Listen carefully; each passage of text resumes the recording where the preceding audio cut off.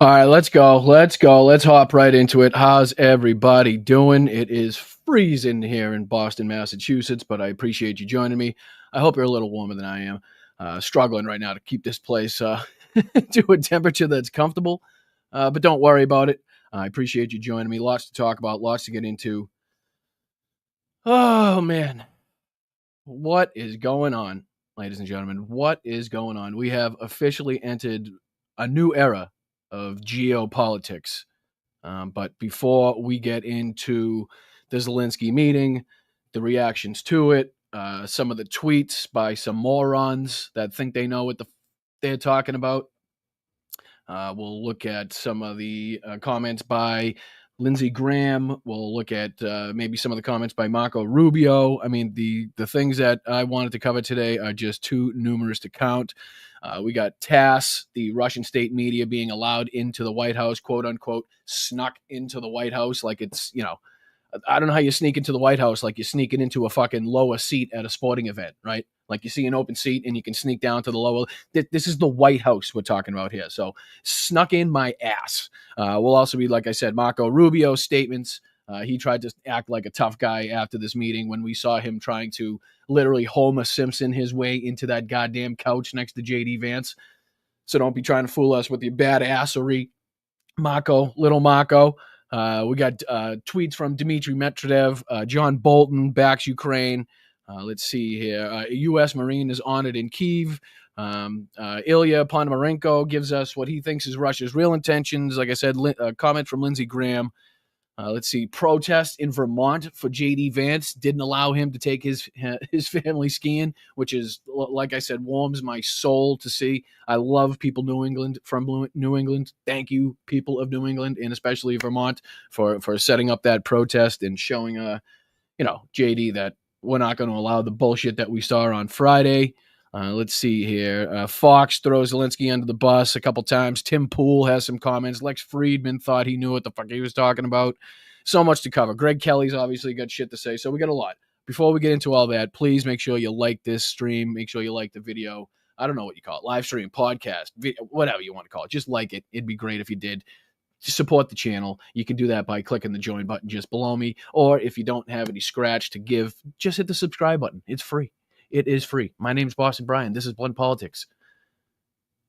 We are on the side of Ukraine, if you couldn't tell yet by either my attire or the background. So let's bring in the chat. Let's see if we can say hi to everybody and thank everybody for joining me today. First off, thank you, mods, for keeping the chat safe for everybody. I appreciate you guys being here. You guys are the best. Yvonne, how are you? Thank you so much for the work you're doing, sending me clips and stuff. That is very much appreciated. Carol, how are you? Hi, Dawn. How's everything? Hey, moms. Thank you so much. How are you? Hey, Alton. Chris, Triplia, how are you? Let's see here. 19, what's that say? 15909 broadcaster. How are you? Blues living, either one. I like it. Roxanne, how are you? Nordez, Bob, Mozart, Loquera, Yakov, how are you? Frida, Gino, Tracy, Robert, everybody's here. What up, Big Dog? What up, Jim? Eric, how are you? Mellow Slava, Ukraine, Heroyam Slava, Tobias, what's going on, my man? Uppa, Flipper. Let's fucking go, Lofts. Nordez already, right off the bat. Thank you so much. God damn it. You guys are just unbelievable people. I really do appreciate that. You can also join Nordez in gifting memberships right below me if you so choose. If not, don't worry about it. All the free stuff is just as much appreciated. But I don't want to get into a tangent about that. Thank you so much. I really do appreciate it. Thank you, Julie. How are you? Moon Girl. David, what's going on, my man? How's everything? Nina, Ghost Seuss, how are you? All right, let's get into it, right? Let's get into it. There's so much to get into. It's hard for me to decide where to start. There's been some news over the weekend as well. Are you guys, how's the audio? How's the video? Give me a thumbs up in the chat before I dive into this so I don't have to start over. I want to make sure this stream goes a lot better than the last couple. Oh, Ricky, Yakov, thank you so much for the gifted memberships, both of you guys. Hey, Carl, 1 year. Let's go. That's the first one that I've seen, I think, Carl. That's the first one that I've seen. Might be a milestone. Definitely a milestone for you, but I'm saying for the channel. And I do apologize if anybody has already reached that milestone. Thank you so much if you have. But to my recollection, Carl, here is the first year-long member. So thank you so much, dude. Thank you so much. I really do appreciate that. Just it's crazy to think we've been doing it that long. Really is. All right. Like I said, so much to get into. I probably should get into this. Oh, thank you, Samantha. Appreciate you. Thank you so much for becoming a new member. Thank you. All right. So, as you've probably seen by now, or if you have not seen, or probably just have heard about the meeting, the pre-orchestrated, pre-planned, scripted, organized, orchestrated meeting between Volodymyr Zelenskyy, the president of Ukraine, Donald Trump, the president of the United States, and J.D. Vance, the vice president of the United States of America. Unfortunately, it was a disgrace. It was an absolute embarrassment. I've never honestly been this embarrassed in my lifetime to be an American, to be from the United States of America. And believe me, we've had many opportunities to feel like shit about our country. But this was on another level. This was on a world stage, highly televised, like I said, scripted, organized, supposed to be a peaceful meeting, supposed to be about signing a deal. Anybody that comes out and says that, Volodymyr Zelenskyy was the one that instigated and was antagonistic, anybody that says he was in the wrong in any way, shape, or form, honestly, either didn't see it, has an agenda, or is fucking too dumb to realize what the fuck was actually going on.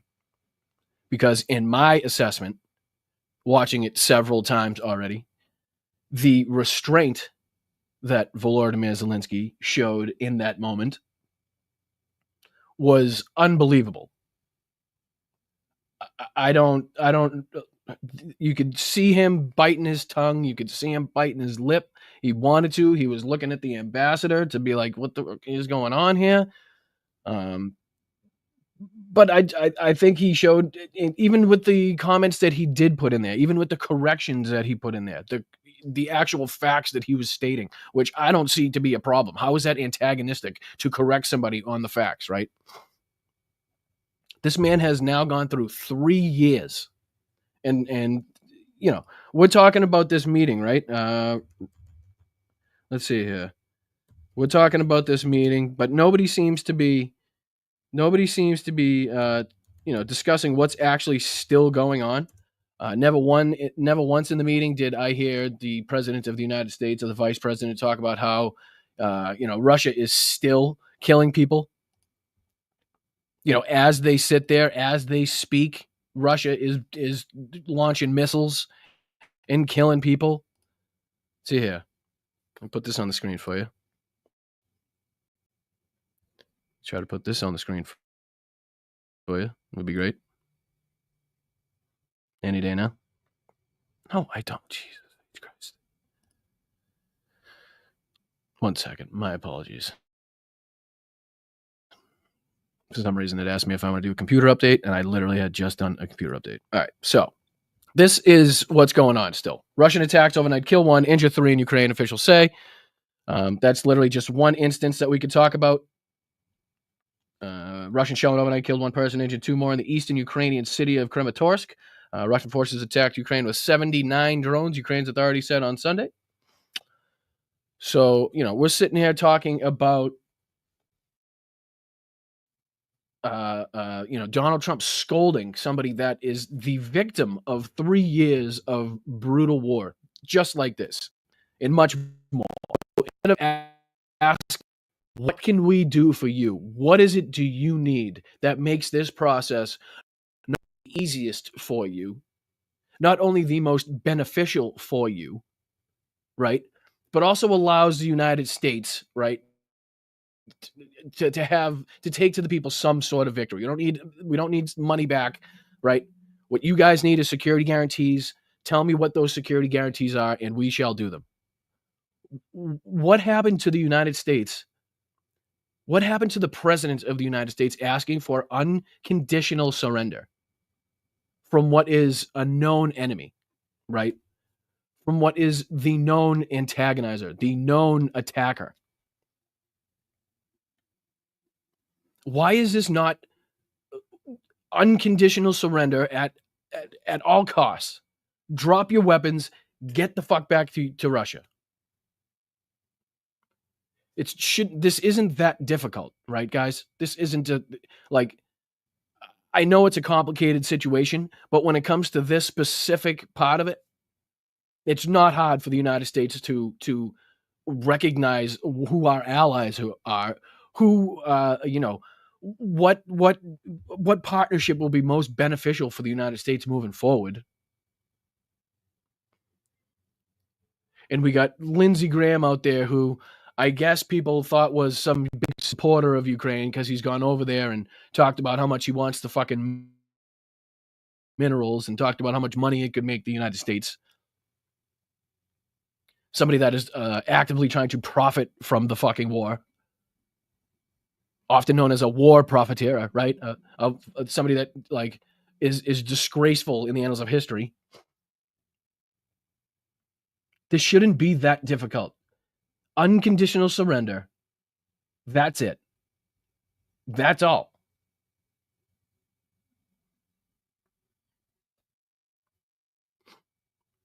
We didn't talk about, hey, Mr. Nazis, Mr. fucking, what part of this country do you guys still want? We know you're the aggressors, right? We know you're getting your asses kicked. We know you're on the run, basically. And if this keeps going, your economy's going to collapse. But just let me know what parts of these different countries that you'd like so we can make a deal, is basically what the fuck's going on here. It is clear to me that the government of the United States is compromised. Period, point blank. But luckily, the vast majority of the United States citizens are not. So I will 100% support whatever decisions Volodymyr Zelenskyy and the Ukrainian people choose to do next. And I actively and openly suggest to the European Union that you form a stronger bond and find some way to implement some sort of Brexit in areas where it's possible from the United States of America while Donald Trump is still in office. It makes me sick to say, but you can't count on them regardless of what's signed. And I'll show this. This is what Zelenskyy said over the weekend. Put this up there for you guys. Come on. Any day now. I don't know why it all of a sudden gets slow.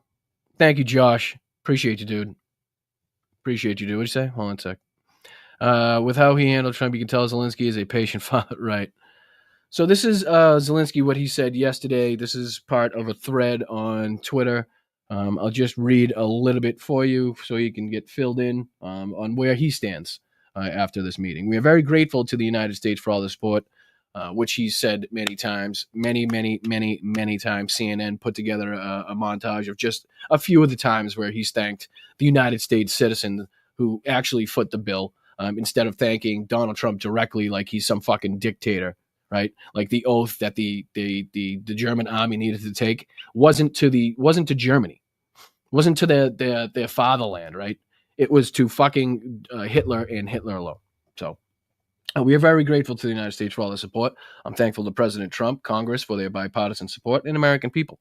Ukrainians have always appreciated this support, especially during these 3 years of full-scale invasion. Let's see here. This was part of a thread. Do I have to click on it? No, that must be it. Sorry. Let me see if I can find it. This was supposed to be part of a big thread. Apparently, I clicked on the wrong one.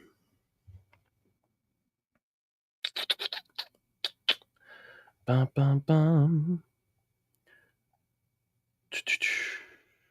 All right. Let me get rid of that. Just a second. I'll look up another. I gotta look up his other tweet, but I'm waiting for the goddamn post to show up. All right, here we go. Zelenskyy.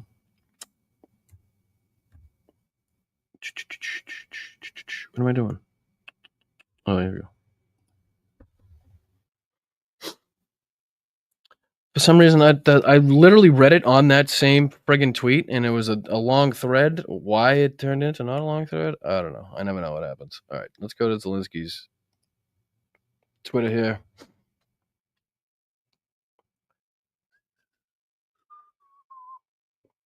Scroll down.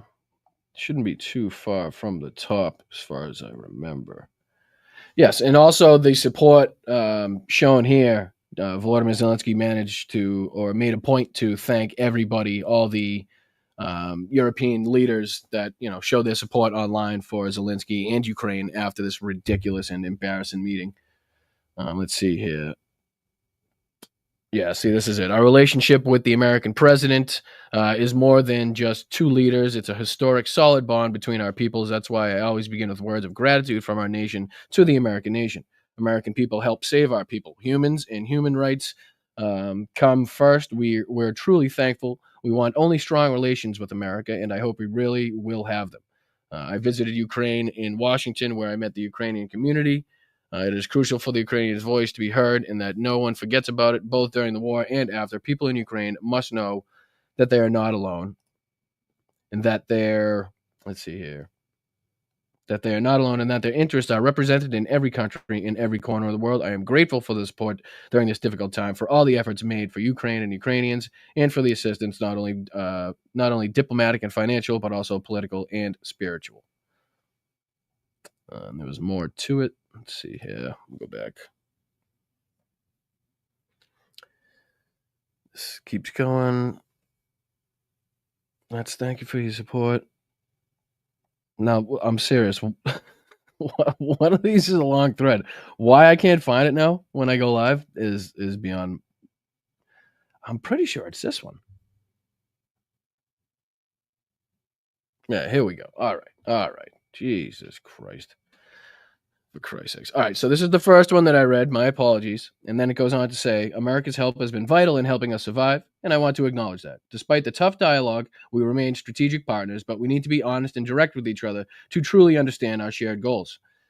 It is crucial for us to have President Trump's support. He wants to end this war, but no one wants peace more than we do. We are the ones living this war in Ukraine. It's a fight for our freedom, for our very survival. As President Reagan once said, quote, peace is not just the absence of war, end quote. We're talking about just and lasting peace, freedom, justice, and human rights for everybody. A ceasefire won't work with Putin. He has broken ceasefires over 25 times over the last 10 years. A real peace is the... Let's see here. I don't know why you just can't see it. Where'd it go? A real peace is the only solution, is what he says. So let me go back to the next thread. We are ready to. This is the one that I wanted to show. This is the news of the weekend, I guess, in this regard. We are ready to sign the minerals agreement, and it will be the first step toward security guarantees. But it's not enough, and we need more than just that. A ceasefire without security guarantees is dangerous for Ukraine. We've been fighting for 3 years, and Ukrainian people need to know that America is on our side. Go back to the next one. I cannot change Ukraine's position on Russia. The Russians are killing us. Russia is the enemy, and that's the reality we face. Ukraine wants peace, but it must be a just and lasting peace. For that, we need to be strong and at the negotiation table. Peace can only come when we know. Let's see here. Might as well just click on all of it every time, right? Peace can only come when we know we have security guarantees, when our army is strong and our partners are with us. Now, is this the same? We want peace. That's why I come to the United States and visited President Trump. The deal on minerals is just a first step towards security guarantees and getting closer to peace. Our situation is tough, but we can't just stop fighting and not have guarantees that Putin will not return tomorrow. It will be difficult without the U.S. support, but we can't lose our will, our freedom, or our people. We've seen how Russians came to our homes and killed many people. Nobody wants to have another wave of occupation. If we cannot be accepted to NATO, we need some clear structure of security guarantees from our allies in the U.S. Europe is ready for contingencies and to help fund our large army. We also need the U.S. Also need the U.S. role in defining security guarantees: what kind, what volume, and when. Once these guarantees are in place, we can talk with Russia, Europe, and the United States about diplomacy. War is too long, and we don't have enough weapons to push them out entirely. When somebody talks about losses, every single life matters. Russia invaded our homes, killed our people, and tried to erase us. This isn't just about territories or numbers. It's about real lives that we need everyone to understand. I want U.S. to stand more firmly on our side. This is not just a war between our two countries. Russia brought this war onto our territory and into our homes. They are wrong because they disrespected our territorial integrity. All Ukrainians want to hear a strong U.S. position on our side. It's understandable the U.S. might look for dialogue with Putin, but the U.S. has always spoken about peace through strength, and together we can take strong steps against Putin. Our relationship with the American president is more than just two leaders. It's a historic, solid bond between our peoples. That's why I always begin with the words of gratitude from our nation. American people have helped us save us. Human rights become first. We are truly thankful. We only want strong relations with America and really hope we will have them. I believe that is the end of the thread. So obviously the big part of that is him saying we are ready to sign the minerals agreement here, and it will be the first step towards security guarantees. And, the crazy part about this whole thing, obviously there's many crazy things about this. The world's reaction is obviously justified, and I'm happy to see that the world's reaction is, just outrage, embarrassment, shame, right? Support for Ukraine. But if you were an actual tough guy, right? If you were an actual fucking tough guy, if you were an actual tough negotiator, if you were an actual leader, if you actually wanted a fucking Nobel Peace Prize like this asshole talks about, he's in the position to fucking do it. He is. He's absolutely in the position to do it. But the rhetoric, the posturing and the acting bullshit that we saw on Friday is exactly how we should be talking to Vladimir Putin.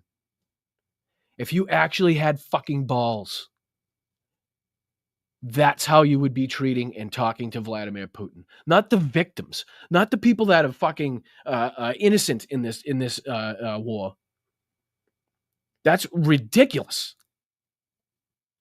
And I know this whole thing was set up, probably, if not definitely, with Vladimir Putin's approval, if not demand. If you sign some agreement, make him look like a fool, please. I need somebody else leader to Ukraine, because maybe we can, manipulate them. I cannot manipulate this guy. I cannot do it. Right? So if you're going to sign something, at least make him look like an asshole. At least stir the pot a little bit. Here's what to say. Correct him on this. Say this. I know that because J.D. Vance, God fucking damn it, does not have the balls ever to say the shit that he was saying, especially in front of all those goddamn cameras, unless he had prior approval or was instructed to do so, or someone demanded him do so when he saw fit the opportunity. Right? Have J.D. Vance start it so Donald Trump doesn't seem like he's the instigator. It wasn't Donald Trump. It was J.D. who, and then Donald Trump just can jump in wherever he sees fit. That way he doesn't get the blame too much. We'll let in TASS. We'll let in the Russian state media. Here. We'll let in these motherfuckers. Let's see here. See if I can do this for you. Ba-dum-bum. 1 second. Make sure you guys can see it. There you go. Here's TASS, right? Let's let these guys in. Somehow these guys snuck in. The Russian news agency TASS, or simply TASS, is Russian state-owned, founded in 1904, and it's the largest Russian news agency and one of the largest news agencies worldwide. TASS is registered as a federal state unitary enterprise owned by the government of Russia, headquartered in Moscow. It has 70 offices in Russia and in the Commonwealth of Independent States, along with 56 global branches in 53 countries. In the Soviet period, it was named the Telegraph Agency of the Soviet Union. And these motherfuckers snuck in. These are the guys that snuck in. I'm sorry, what? Even if you did not invite them, it's almost worse that you did not invite them and they ended up in the fucking. You don't just stumble into the White House press briefing room. You don't just oh man, how'd I get in here? Must have taken a left when I should have zigged when I fucking zagged. What? Like I said, this isn't just sneaking down to the front row at a hockey game because the crowd's thin. Hoping you get past the round guy with the fucking 6-inch glasses checking everybody's ticket. This is the White House.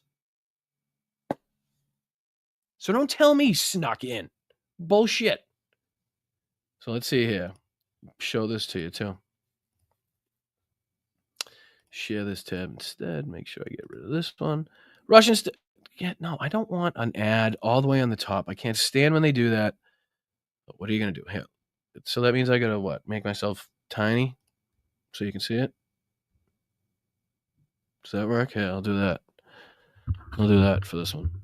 Russian state media reporter gained entry to the Oval Office for Trump-Zelensky sit-down. Brian, what would RFK Jr. say about the meeting? Let me call him. Let me call him. He'll probably have to call us back in a couple minutes. But I'm sure he'd definitely have a lot to say about it. I know who didn't have a lot to say about it at the time was Marco Rubio. Do you see that little fucking Weasley, little squirmy, little fucking prick sitting there like, right? So this right here is what we're dealing with. This is what we're dealing with right here. This thing right here. Where is it? How do I point to it with the green? This thing right here. That was a weird motion. I'm sorry. Didn't mean to do that. But you get the point. Fuck, I'm knocking everything over. Anyway. How? Please tell me how. Please tell me how. Anybody? And does that not align with the way Zelensky was treated at the end there? Did they not allow... Oh, for fuck's sake on this goddamn thing. No, I don't want that. No, I don't want that. Let me go back to this. Right? I mean, come on. All right, back to the middle. It's just... The stars don't align that much ever. So don't tell me the day that J.D. Vance grows some balls, the day that the deal is supposed to be signed, the day that Donald Trump decides to confront in front of the world's media the victim of a 3-year-long war. The fucking TASS media fucking figure reporter just happens to waltz his way into the Oval fucking office. And you want me to believe that? Yeah, did anybody see Marco? What's he say here? Let's see here. Oh, he's calling me Little Marco. And I'll admit, the guy, he's taller than me. He's like 6'2", which is why I don't understand why his hands are the size of someone who's 5'2". Does Trump say something about Marco ever? Do I have anything there? Let's see here. The rest of my life, I have the curse that I have little hands. Little. No, I don't think I have. I don't think I have Marco. Anybody say anything bad about Marco? I should though. But anyways, see here. That's something that we're contending with as well. That's something that we're contending with. Let's see here. What else? What are we doing next here? See here. So that was the Russian state. We'll do. Oh yeah. Let's take a look at Marco Rubio's tweet. His badass. This is Marco Rubio after like what we saw him shrinking into the couch like Homer Simpson, right? Trying to be a fucking quarter that got lost while you took a nap on the couch after that pizza you ordered one late night. All right, he's trying to dig his way down in there like I don't know, like shit you find in the fucking couch, right? So check this out. Check this. Oh, I can get rid of this one too. That's sweet. Let me get rid of this one too. That's sweet. Make it a little faster. All right, check this one out. Marco Rubio decided to hop online after and say, "Thank you, President of the United States." Let me wipe my drool. For standing up for America in a way that no president has ever had the courage to do before. Thank you for putting America first. America is with you. Sorry, excuse me? You were saying, sir? You were saying about, just how strong everything was in this meeting? Where were you during this? You could literally do a daily picture of Marco Rubio swimming in the misery of knowing he gave away a long-term Senate job only to get none of the prestige of being SOS and all the responsibility for letting kids in and Ukraine die. Look at that. Look at that sad, pathetic little man. And then to try to salvage something, he puts this online. Right? Like give me a break, dude. Give me a fucking break. We know how weak and pathetic you are. We can see it on your face. If not, the person that pulled you out of that couch, because there's no way you got off that couch on your own power. There's just no fucking way. All right, let's take a look at this. This is what was he? National Security What was he? Let's see here. John Bolton was former assistant to the president it was National Security Affairs, so in the NSA, right? And this is what he wrote on the tweets. Let me get rid of this one so it doesn't slow things down. Trump and Vance have declared themselves to be on Russia's side in the Russo-Ukraine war. This is a catastrophic mistake for America's national security. And let's be clear, Trump and Vance now personally own that policy. It's not the view of the majority of Americans of either or no political party. So even John Bolton, who is, again, no friend of the left whatsoever, can see clearly in this situation the aggressor, how we should be treating the country of Ukraine and Volodymyr Zelenskyy, and obviously how outrageous it is to say the shit that Donald Trump said. And again, we'll take a look at some of the clips for anybody that has just heard about it. I know a lot of you have probably seen it. A lot of you have probably seen the clips, but I have to respect people that may have had stuff to do, only heard about it, and have not seen it yet. We won't get into it just yet. I'll let you breathe for a little bit. But yeah, that's one of the people that have honestly stood up online, at least, to show their support for Ukraine, which is good, And then we got stuff like this, that we're dealing with. This is Dmitry Medvedev, the insolent pig, finally got a proper slapdown in the Oval Office. And while real Donald Trump is right, the Kyiv regime, and at real Donald Trump is right, the Kyiv regime is, quote, gambling with World War III. And then I like Candy's response. I shall give that a like. So this is what we're dealing with here.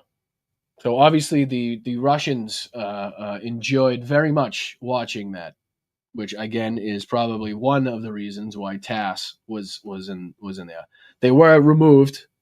I want to be clear, they were removed, but at what part of the interview or at what part of this meeting, I don't know. My guess is that people started asking questions or noticed an accent and then started asking, who was on the list and who was invited and who wasn't. And it was pointed out before they could get out scot-free without anybody knowing. And now they're going to have to deal with it. That's just my guess. But who knows? So that's just a little of what we're dealing with. Let's see here. Let's take a look at Senator Lindsey Graham's comments on the matter after the meeting. And again, remember, Lindsey Graham is supposedly one of the main supporters of Ukraine on the right, that we should be, happy about his support, but is fucking absolute horseshit. Like I said, he's a greedy, money-hungry, power-hungry son of a bitch. And I have the clips to back it up that we could prove how he touts his trips to Ukraine. And guess what? On every single one of those trips, all you do is talk about the fucking minerals and the trillions of dollars and how much money the United States can make. Never really clicked or made headlines before. But now that you come out and say shit like this shit right here, dude, this shit right here, people are going to start looking. Oh, shit, that's my fault. One sec. I'm back. Just a minute. Just a minute. And now I gotta go. Jesus Christ. I totally screwed myself. 1 second. I was on a roll too. It's gonna be this one. No, it's not. It's gonna be this one. StreamYard, add this. How you doing? Add this to stage. And we're back at it like a crack addict. All right, so let me get rid of this one. Hi, Jerry. 10 months. Thank you, Smart. I support Canada and Ukraine, of course. Thank you so much, Jerry, for your support. Thank you for your contributions. Thank you for your membership for 10 months. Let's fucking go, bro. Let's go. Appreciate it. Slava Ukraine. Slava Ukraine. All right, let's take a listen to what Mr. Light in the Loaf is. The closet door is locked but open at the same time. Lindsey Graham had to say after the meeting and he's asked. What I think, complete, utter disaster. I've been to Ukraine 8 or 9 times since the war started. I understand the consequences.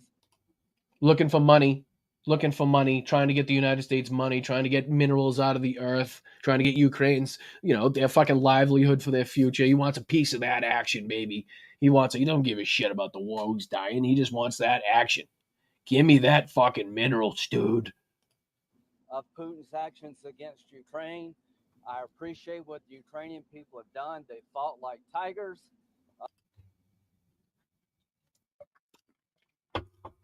Listen to the way these people are speaking. Does anybody hear how they're talking about this? They're talking about this in past tense, and he's not the only burden to do it. They continue to slip up here. He wants to thank the Ukrainian people for what they've done, right? They start talking about it in past tense, like it's over. Like the Ukrainian people should give up. Listen. See if you can catch it. See if you can catch it. Volume very low. Yeah, it did sound low for me too. I'm sorry about that. I don't know how.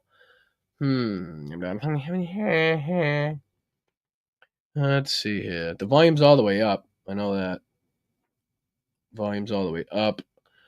Can I turn my... I don't think I have that much control.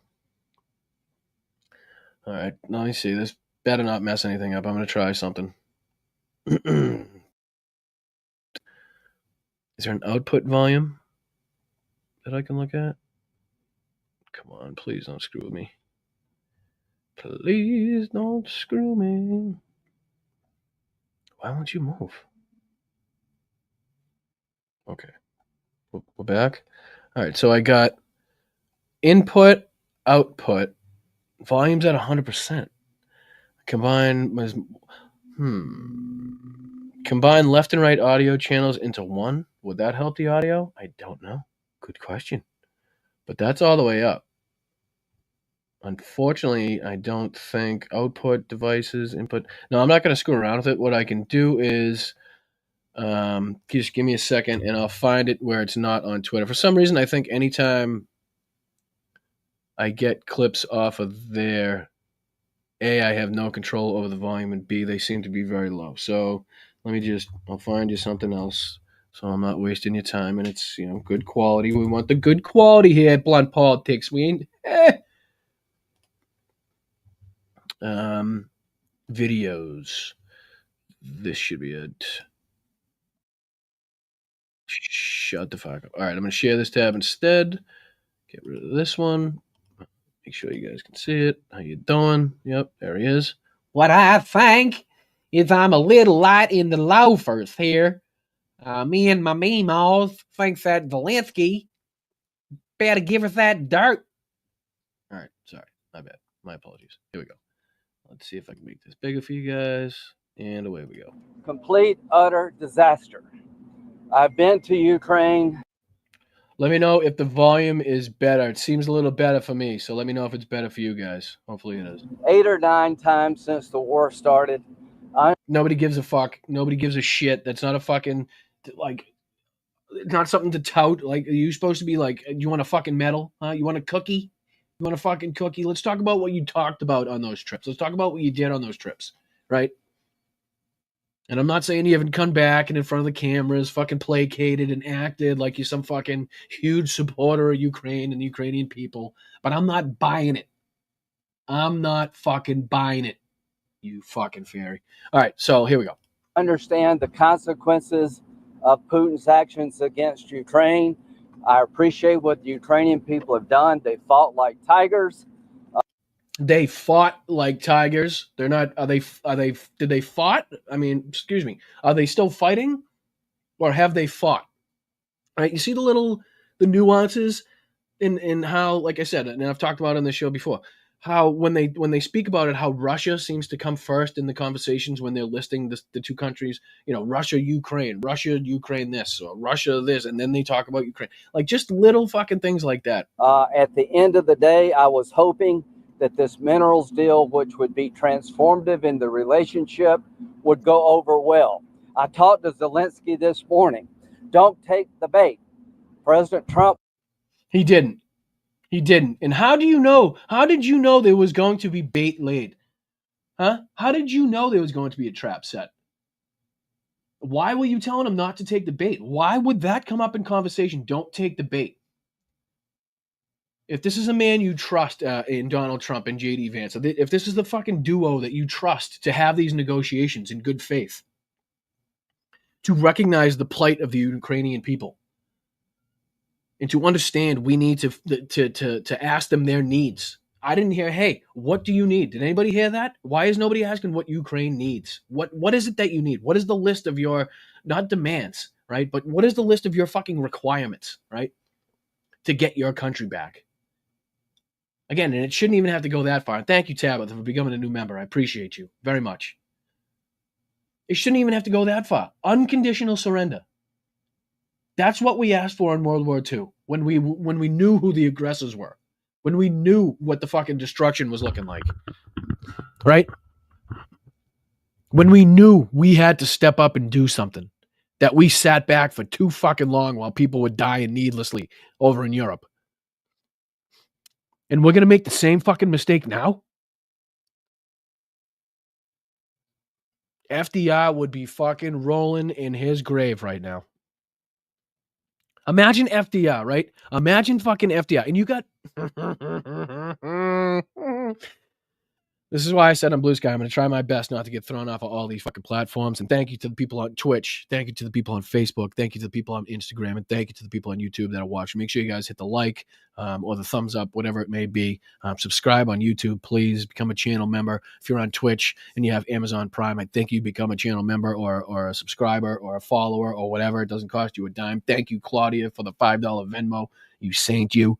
The Venmo is up in this corner, up in there somewhere. You can send me a buck or two. Again, $1 from everybody would be so helpful. I don't want your life savings. I don't want your last dollar. I don't want all that stuff. I don't want it. I want the people that are in a position to forget about it the next day or to forget about it immediately. Those are the people that can contribute. Please. What's up, Mark? How are you, buddy? What's going on? Appreciate your services. Hope you're doing well. Please tell Elizabeth I said hello. All right, let's continue with this. Was in a very good mood last night. Somebody asked me, am I embarrassed about Trump? I have never been more proud of the president. Are you drunk, sir? How many drinks have you had? Did you watch the same thing we watched? Because the last thing you should feel coming out of that or having watched that is pride or respect somehow for those two fucking meatheads. I was very proud of J.D. Vance standing up for our country. In what sense did he stand up for our country? In what sense? Standing there. This is what I was pissed about in 2 seconds ago. This motherfucker. Let's see here. Shit. Pardon me. Let's see here. Yeah, right here. All right, stop. Share this tab instead. Make sure you guys can see it. This is, and I don't want to focus on the question because it's so fucking asinine and ridiculous. Asking about his attire when, the guy's in the middle of a fucking war. He's traveling around the fucking globe trying to talk to people, and people are dying in his country at night after fucking night after fucking night. Kids are being, stolen, abused, raped. And what, you want him to travel around in what, a fucking Gucci suit or something? Huh? You want a nice fucking fancy suit for him to travel around in while people are starving and dying in the occupied territories and beyond? Get the fuck out of it. All right, here we go. Check this out. But what I want you to pay attention to is JD Vance's fucking reaction here, right? If they were in any way, shape, or form on the side of Ukraine, if they had any respect or fucking, knowledge of the situation, they would step in when this question is asked and be like, "Excuse me, this is our guest, this is our ally, this is the victim of a brutal invasion. This man has been through hell and back. His people have been through fucking hell and back, and they're still going through it. Show him some fucking respect." Because, not everybody that comes to the White House during war times is dressed in a fucking Armani suit, you piece of shit. Excuse me for a second.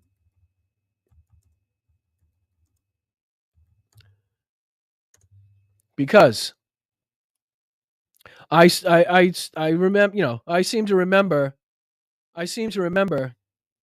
somebody coming to the White House not in a suit in a time of war. Right? Not in a suit in a time of war. Did FDR, what the fuck, what do you think the world's reaction would have been if when fucking Winston Churchill sat down with FDR decided to fucking rip him a new asshole, try to look like a tough guy, push Nazi propaganda? Good fucking luck. Think like the reaction would have been come on. So don't give me this like you need to be wearing a suit. Zelensky's been here before. He's talked on the fucking he's talked at Congress before. So don't give me this fucking, you need to wear a suit bullshit. So here we go. Check this out. Check out JD's reaction. Let me start this over. Check out JD's reaction here and tell me if this seems like a mature individual that has Ukraine's best interests. Check him out here. Putin have to make compromises? Mr. President, I've got two questions for you. You think ultimately your legacy will be the peacemaker and not the president that led this country into another war and ended foreign wars? And I've got a question. I hope it will. I mean, I hope I'm going to be remembered as a peacemaker. All right. I'm sorry. It either looks like that man had a fucking 35-round boxing match with Marjorie Taylor Greene last night, or the man drinks 47 pints of Jack Daniels a night. How do your eyes... Has the man slept yet? Fuck your suit, dude. I don't give a shit about your fucking... No, who's going to look at your suit when your eyes look like that, dude? Holy goddamn. He honestly looks like a pro boxer after about a 175-round bout. Look at those puffy eyes. I mean, I understand Marjorie Taylor Greene's tough to look at, but when your body starts reacting in a way where your eyes are going to swell up to the point where you don't have to look at her anymore during sex, you got an issue. You might want to find somebody else. Peacemaker. This would be a great thing if we could do this. I'm doing this. I hope I'll be known and recognized as a peacemaker. This would be a great. That's so crazy too, because you have the fucking opportunity, as dumb and stupid, as ignorant you are, you continue to throw it away, right? He has the opportunity to possibly, ridiculously, be remembered for and get recognized for ending this fucking conflict. And he can do it in a way easily by asking Ukraine what they need, giving them everything that we could possibly give them, telling Russia to get the fuck out of Ukraine, unconditional surrender at all costs.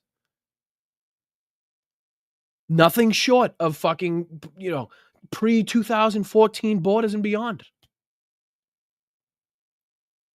Nothing more than the ability, the opportunity to join NATO because fucking Russia does not get to dictate what a sovereign nation does with their security. How about fucking that? Thing to solve. This is a very dangerous situation. You know, When does he? I don't know what. I don't care about this fucking. When does he ask about this suit? could lead to a third. Was a mandate. Look at a map. This was a big mandate, and No, wasn't a mandate. You and your assholes continue to try to push this, and nobody's buying it. I can tell by the growing protest in the country for multiple reasons. When you got red states at fucking town meetings and town halls ripping their fucking representatives apart because of Doge and what they're doing, laying off veterans, right? The Ebola lie. Oh, we got rid of it. We got rid of the Ebola. Nobody wants Ebola, but we put it back in. We put it back in like it's fucking Connect 4, and you just throw it in there real quick and take it out and throw it in whenever you want. this was one of the things I said. We're going to get this thing settled. If we didn't win, I think this could have very well ended up in a third world war, and that would not. If we didn't win, I don't like. Tell me what that means. What does that mean? Would not have been a good situation. What was your second And my question? second question. Here we go. Brian Glenn, the man who's literally turning into Marjorie Taylor Greene by the day, the man who continuously loses fights with Marjorie Taylor Greene, apparently, is about to ask the most ridiculous, the most rude, the most unintelligent, the most out of place question you could possibly think of in the most important and dire and fucking, televised situation. And again, I want you to check out JD Vance's reaction to this question. Question for President Zelenskyy. Why don't you wear a suit? Why don't you wear a suit? You're the highest level in this country's office, and you refuse to wear a suit. Just want to see if you do own a suit? Yeah, problems. A lot of Americans have problems Do we have problems? with you not Really? respecting I don't the have authority of this such- office. I will wear a costume after this war will finish. Okay. Sorry about the pop-ups. I don't know why Forbes loves doing that fucking 4 minutes before the fucking video ends. But Volodymyr Zelensky's return is beautiful. I will wear a costume, calling the suit a costume, after the war ends. After we end this war, I will put on a costume like you fucking monkeys are wearing. Right? Right? I'll stick to the military garb while I'm in war, asshole. What have you done lately, Brian Glenn? Couldn't even hold a job at RSBN. So that's fucking. Here, let's listen to the rest of what Zelenskyy had to say. Yes, maybe one, Maybe something like this. something like Yes, yours. sir. Yes, That'd be great. maybe something Maybe something better, he says. better. I don't know. We will see. Maybe something cheaper. Yeah. And then he feels bad. He said maybe something better. So he adds in maybe something cheap. But look at JD Vance, right? Sitting there with the little shit-eating grin on his face the entire time. Nobody bothers to say, look at this shit-eating grin too. Look at Trump. Nobody bothers to say, hey, buddy, what are you doing here? We're having serious fucking talks here about the livelihoods of millions, right? Gives a shit what he's wearing. I don't give a shit he's naked. Fuck does that matter? I'm not jumping through hoops like you fucking monkeys. All right. So that was that. Let's get back to what this one is. I believe it's this one. I get so carried away, I forget what I was talking about. All right, come on. Today, Junior. Today. Any day now. Come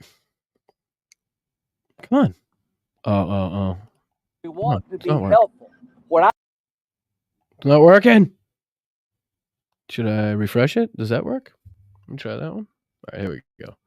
Oh, that means I gotta just go ahead again. All right, give me a second. Where were we? I think we were right here. Let's try that. Ukrainian people have done, they fought like tigers. At the end of the day, I was hoping that this minerals deal, which would be transformative in the relationship, would go over well. I talked to Zelenskyy this morning. Don't take the bait. President Trump. Again, this morning he said that. Don't take the bait. Did he get a whiff of some of the plan? Huh? Did he get like some little birdie told him about what might possibly happen in the Oval, right? What Trump's and JD's intentions are, what fucking message they got straight from the Kremlin? Is he aware of all that? Trump was in a very good mood last night. Somebody asked me, am I embarrassed about Trump? I have never been more proud of the president. I was very proud of JD Vance standing up for our country.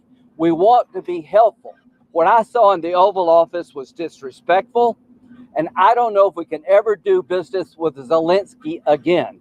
I mean, that is certainly some strong words, right? Especially from a man who has, let's see here, who's come from saying this. Give me a second. Remember this from Lindsey Graham. People don't talk. Ukraine is still standing. This war is about money. People don't talk much about it. But you know the richest country in all of Europe for rare earth minerals is Ukraine. This war is about money. Do you hear that? This isn't about saving people. This isn't about saving lives. This isn't about fucking, territorial sovereignty. To Lindsey Graham, the fucking great supporter of Ukraine, everybody wants us to believe. Listen again. Go ahead. Ukraine is still standing. This war is about money.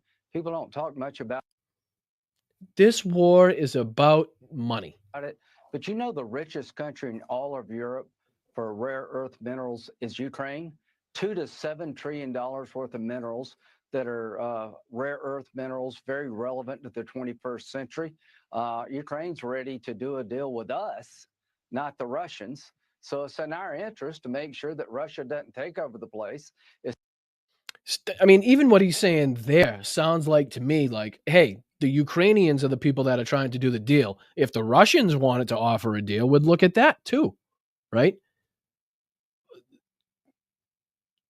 This war is about money, not about lives.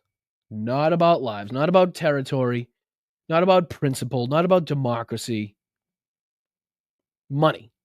It's the breadbasket of really. And it's fuckbags like this fucking piece of shit above me, is the reason why people outside of this country have a bad fucking look or a bad view or a bad opinion about America when it pertains to war and fucking warmongers and fucking profiteering. This asshole right above me. This is the reason why. The developing world, 50% of all the food going to Africa. Thank you guys for watching. I do really appreciate it. I'm Boston Brian. This is Blunt Politics. Make sure you're hitting the like button. Hop out of the chat for a second. Smash that like button. Share it out real quick. Take you 2 seconds. Hop back in the chat. Share some emojis. Did I see an emoji where it was like lobster claws but shaped in the shape of a heart? Because that was incredible. If that's something that we got, I'm all for it. I'm all for it. I love it. I love it. All right, here we go. Comes out of Ukraine. We can make money and have we can make money. Economic relationship with Ukraine that'd be very beneficial to us with peace. So Donald Trump's going to do a deal to get our money back, to enrich ourselves with rare earth minerals. To get our money back, to enrich ourselves. Okay? And if that's not enough for you, we got this one.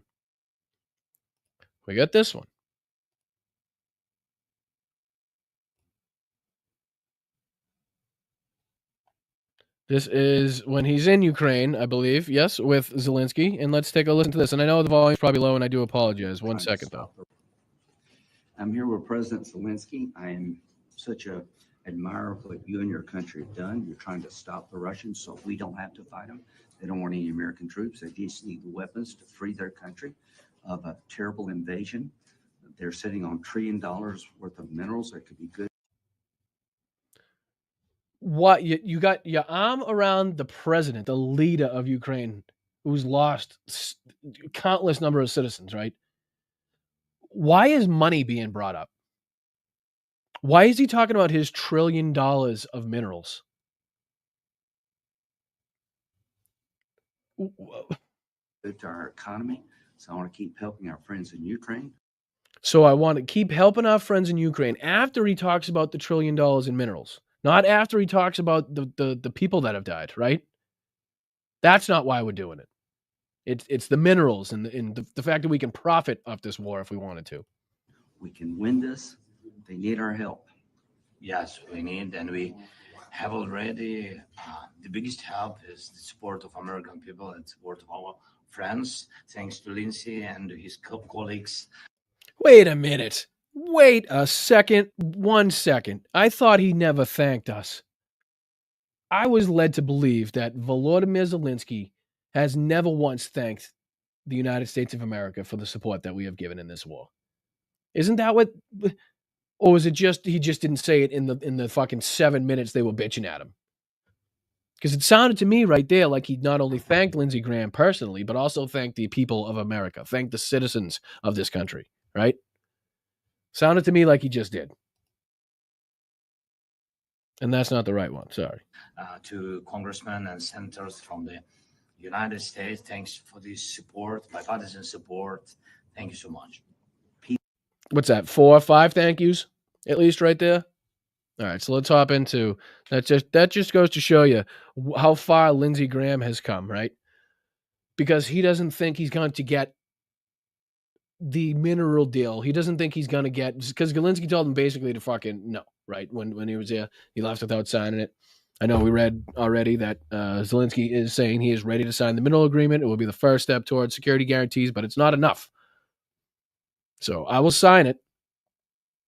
It's not the same deal that, where, every time the United States puts in one, the United States, Ukraine has to put in fucking 2 or 3, right? So now it'll be that the joint handling, the joint ownership of the fund. It'll be spent on, hopefully trying to rehabilitate Ukrainian cities. But maybe we can get into the specifics of the deal in just a bit. Let's finish what this asshole has to say, and then we'll move on. 2:00. We're okay on time. I got fucking so much to get through. Oh, sorry. Hold on.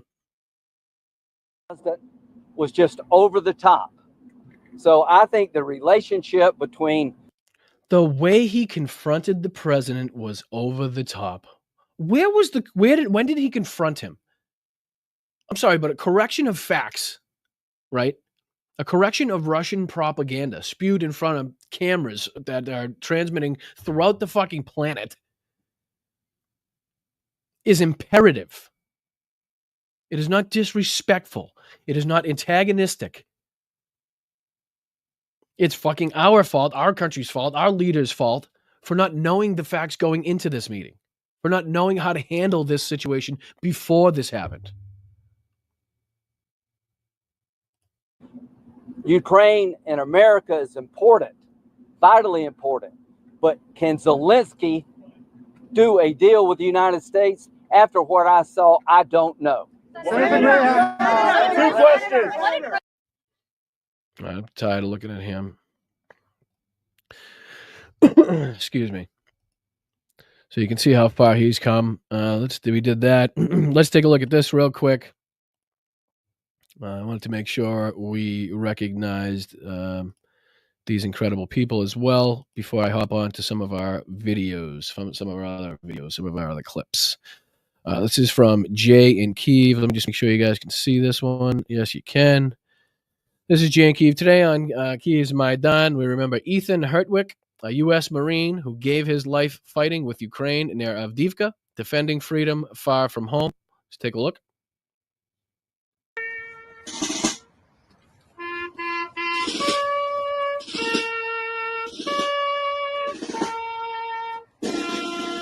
Ukraine.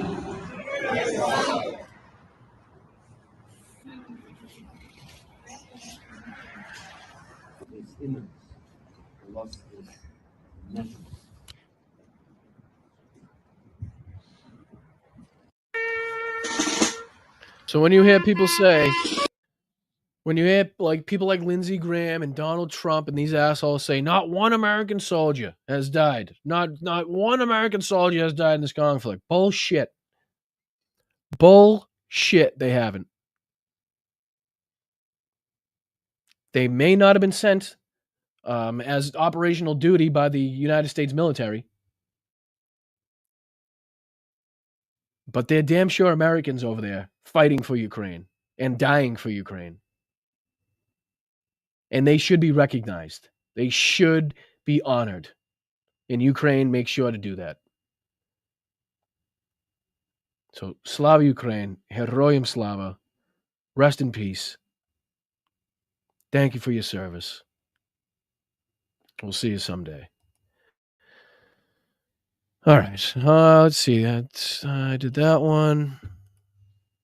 Make sure you guys hit the like button, please. I do appreciate it. I just make sure. Let's round it out so I don't miss anything, and we'll do this one. This was, if anybody's not following Ilya Ponomarenko, I believe he's on Blue Sky. I'm not 100% sure.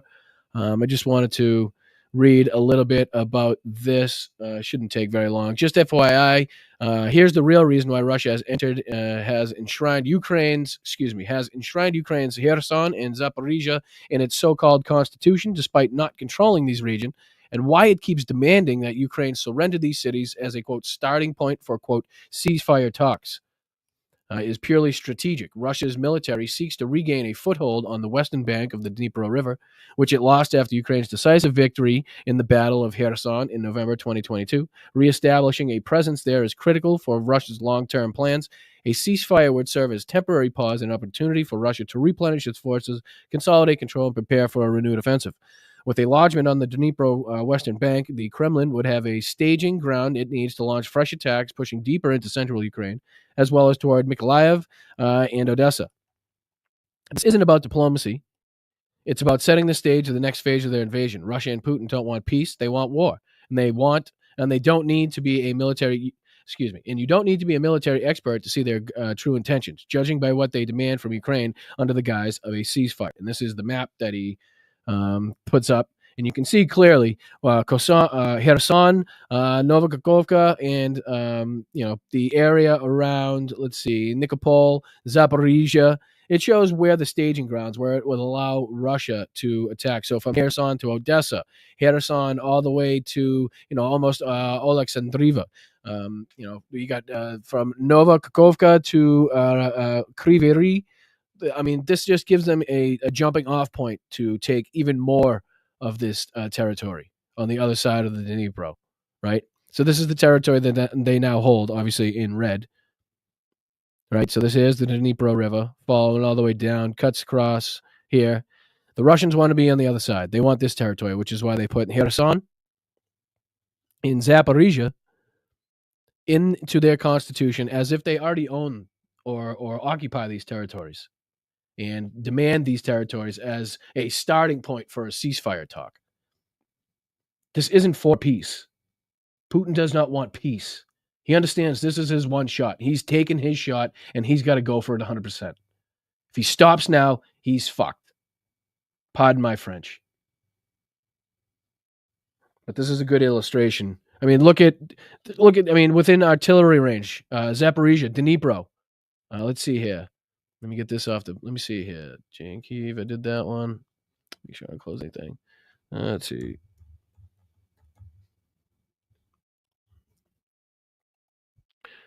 Dnipro, population 968,000. So nearly a million people. Nearly a million people reside in, that is number to be determined, I guess, from depending on how many people left from the war and have scattered. But a city normally of 1 million people within artillery range of Zaporizhia. What do we got here? Odessa. How many people in Odessa?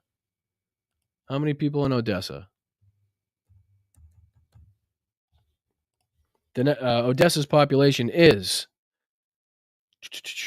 about 1,992,874 as of 2022. So there's 2 million already. So we're talking about, almost the same amount of people that we're talking about when we talk about the Palestinians in Gaza and the West Bank. Already, just in those two cities. So this is real life. This is a serious security problem. If these guarantees are forced upon Zelenskyy in order to start ceasefire talks, there's a fucking problem, a serious problem, and there's a problem now. But we're going DEFCON fucking 5, Sorry. Is that how it works? I forget how. I feel like I'm the guy that knows how to get everywhere until I get into the passenger seat. And then it's just like, where am I? Like somehow I just forget everything. It's like that when I hop on here. I know as soon as I get off, I'm like, yeah, it's just that. But yeah, so there's 2 million people that we talk about.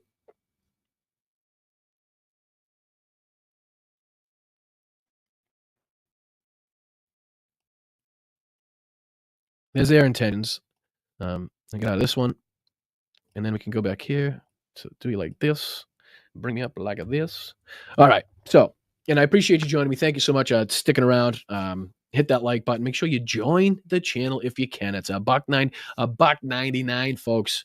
$1.99. Good value. Good value. A lot cheaper than some eggs right now. I'll tell you that much. Huh? Go out and buy some eggs for $1.99 and then put it in the chat and tell me how you did it. And hopefully you didn't get arrested because you probably stole them. Slacks. What's up, dude? What's up, buddy? I appreciate you, man. What's up, Woke Mike? Big Dog, Suncats, Denise. Jen, what's up, dude? What's happening? Appreciate you. What's up, Mozart? Hi, Trina. Hi, Jerry. Hey, Suze. Hey, Central Scrutinizer. How are you? All right, let's get into how much time we got. All right, 2:12. We're doing all right. We're doing all right. We're doing all right. Video file. Let's see. Brian, there's no penis shape on the map, and I'm disappointed. Don't worry. He'll break out the Sharpie at some point. I'm sure he'll break out the Sharpie at some point and draw something on there. All right, so we got a bunch of videos and clips to get through. Probably not going to get them all in. We got 1, 2, 3, 4, 5, 6. But this is one I want to start because this is a quick one at least. We can start with this one. This is a good feel, good vibes situation that we needed, that we've been desperately needing. Let's see if I can add this to the stage for you guys. No, that's not the one I wanted to do first. Pardon me. Give me a second here. I do apologize. This is the one I wanted to do. All right, so I got this one. Video sent in tonight, a view of what it looked like. Excuse me. Sorry. It plays as soon as I put it in there. That's my fault. All right, I'm going to do this. All right, so New Englanders. Fucking New Englanders. Thank you. I just want to say thank you. People from Vermont, anybody that showed up from the surrounding states to put in their 2 cents, to show their sign, to show their support for Ukraine, to protest J.D. Vance's actions. This is beautiful, folks. This is beautiful. This is what I'm talking about. And this is going to be, and everybody thinks it's going to be like huge protests that make the change. And it's really not. What it is, it's going to be a lot of smaller protests that end up turning into a big one, right? Organize in your town, organized with your friends. And if everybody does that, right, think of what we could do. But here we go. This is J.D. Vance thinking he's going to fucking fly to Vermont after acting like ass in the White House. He's going to have a nice little ski trip for the weekend with his family. Nobody's going to care. Everybody loves him. Everybody's kissing his ass. He did the right thing for America, right? Oh, he stood up for America, folks. Oh, man, the way he stood up for America, the Americans must love him, right? Let's see how much the Americans love J.D. Vance. Traveling Route 100 in Waitsfield this morning as hundreds of protesters line the streets, signs displaying the anger over Trump administration policies and flags showing support for the country of Ukraine. Look at that. That's not a couple people. That's not like, hey, me, you, and the neighbors, and fucking Jim and Bob and Sue. Get Christy if you want. We'll go hold up a couple. That's not this. This is, look at how many people that is. Look at the fucking people. Let's go, Vermont. Let's fucking, you don't go to Bernie territory without thinking you're going to feel the burn. Feel the fucking burn. This is Vermont, dude. Who do you think you are? Get the fuck out of here. People gathered on both sides of the road. And I just want to, for the people that don't know, this got to the point where they didn't even go skiing. They had to hide in a fucking undisclosed location. And I'm sure that sounds more, dramatic than it actually is. But still, this got to the point where they couldn't even go up there and, and that's good. That's exactly what I see. They should not be able to move as they please. They should not be able to go outside without feeling the wrath of the American people. This is beautiful. Keep this up. More of this. Call your senators. Call your fucking representatives.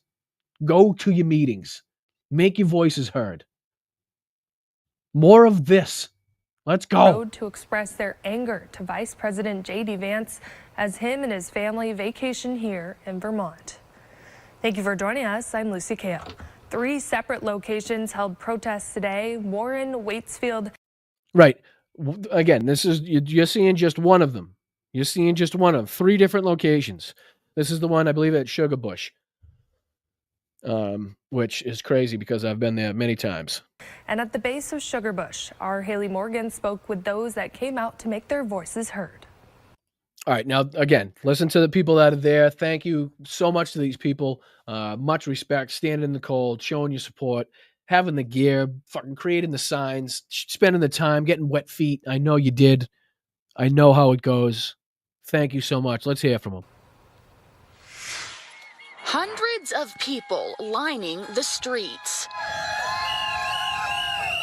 as J.D. Vance. You see that sign? You see that sign? Let's see. We didn't see it. We did not vote for this. Protect women's rights. Stand up. Speak up. Something. Shout out, I think. Here we go, people. Here we go, guys. As J.D. Vance takes a family vacation in Vermont. Ski Russia because J.D. Vance has no friends in Vermont, but he's got lots of them in Russia. I've skied with that lady. Chances are I've skied with that lady. I feel like that's every lady I've ever skied with ever on the hill, on the slopes. You run into somebody on the lift, that's going to be her. I'm pretty sure. Hi, Karen. How are you, ma'am? Good to see you. So he should go there for. Sorry, I don't know why I said Karen. That was awful because that has negative connotations to it. Let's see. Hi, Sue. Thank you for what you're doing. I really believe that Putin Vance 2025. The way to fight fascism, which is what this is to stand together. Trade it up in the left-hand corner. Trade it to our democracy. To not let them divide us. J.D. Vance had plans to ski at Sugar Bush Resort this weekend with his wife and 2 kids. Several grassroots organizations and protesters line the streets of Waitsfield, about a mile down the road. Organizers. Even signs in Ukrainian. You see that? Even signs in Ukrainian. Bernie land. Pro-Putin is anti-American. Trump and Vance are traitors. Let's fucking go, people. More of this. More of this. Smash that like button for these people. Throw some emojis in the chat for these people, right? This is how you make change. This right here is how you make change. As ineffective as it may seem. A bunch of this everywhere they go. Woo-hoo-hoo. About a mile down the road. Organizers say they believe there were over 1,000 people against the dozens of Trump administration supporters. I'm a federal employee. I watched 11 of our federal public servants get illegally fired, and it's all due to the complacency of this jerk. And as cars drove by, the crowd continued to grow. Meanwhile, in Warren, protesters and supporters shouting back at each other, making their message known. We wanted to give them a positive welcome rally of support of Vermonters and the. Hey, buddy, my friend, you're embarrassing your family, you're embarrassing your sons and your daughters, and I know exactly what you can do with that flag you're holding. You can remove the seat from your bicycle and kindly use that flag as the seat, because you're scum. You're just absolute scum. You're a scum bucket. Either that, you're too ignorant of the facts, and you need to actually fucking read about what you're actually supporting. Was that Bobert in the background, for Christ's sakes? Holy shit. All right, now this actually got to the point where Fox News had to cover it. Downhill, right? For Vice President J.D. Vance and his... But do you see what they did? Let's see if you catch what they did. Let's see if you catch the difference between the video that we just watched from the local news and Fox News coverage of this situation. Family following yesterday's... Let me know if you can read the signs on this one. Fiasco there in the Oval Office with Ukrainian President Zelenskyy. There's some new video now we have showing The vice president being greeted by protesters holding anti-Vance, pro-Ukraine signs as he makes his way there to Vermont for a ski. Yep, there we go. Rogue's got it. Right? Rouge. What is that? Rouge Rogue. Sorry. Got me on that one. You got me good on that one. But awful blurry, Fox. Why is it so blurry? Now, what filter would you have to use that is readily available to anybody that has any type of editing software? Would you use to blur out the signs? Right? The signs that we just clearly saw were visible on the last broadcast that we saw. Somehow not that visible on Fox News. Resort vacation. More protesters met the Vance family outside of the resort, and the family ultimately had to move to an undisclosed location. Vermont Governor Phil Scott welcoming the vice president yesterday, saying that I hope Vermonters. Hey, Phil, stick it up your ass, you prick. Stick it straight up your keister. Sit on it and twist, my friend. All right, so just to let you know, Fox News decided to cover this. Obviously, they decided to cover it in a way only Fox News can. Let's see here. No, that was it. That's pretty much it on that one. So, yeah, those are those two. I'm glad I got through those. Let me see if I can remove. Get out of here. Oh, you know what? Hal would have. Tell me Hal wouldn't have a field day with this lady's dress. No, excuse me. With the green screen effect of the color of what she's wearing. I'm so bad at phrasing shit. That sounded bad. But you know what I mean. That's I think that's green screen material there that if I knew how to do it, I would definitely use in a way that Hal seems to know how to do. Let me get this out of here, and I'm going to get this lady out of here, which means I got to go back to that. How you doing? Thank you so much. I'm Boston Brian. JD, thank you so much for the profanity bonus. I really do appreciate it. I'll throw that right in the swear jar. Thank you to the over 600 people that are currently watching. Make sure, whatever platform you're on, hit the thumbs up, hit the thumbs down, hit the like, leave a comment, share your thoughts in the chat. I would very much appreciate it. How to everybody on chat. Thank you so much to the people on Twitch. What's up there, Platinum Soul?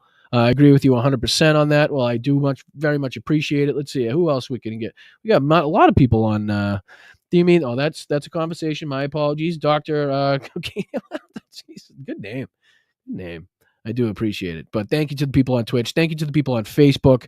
Let's see here. While we may not always agree on whether the U.S. should be a democracy or not, get the fuck out of here with that shit. I do appreciate it. Thank you so much for being here. And everybody on YouTube. Let's see. Oh, Lordy, it's Jody. Thank you so much for the super sticker. You guys are fantastic. Tony, Marsha, all you guys. Mary, right back at you.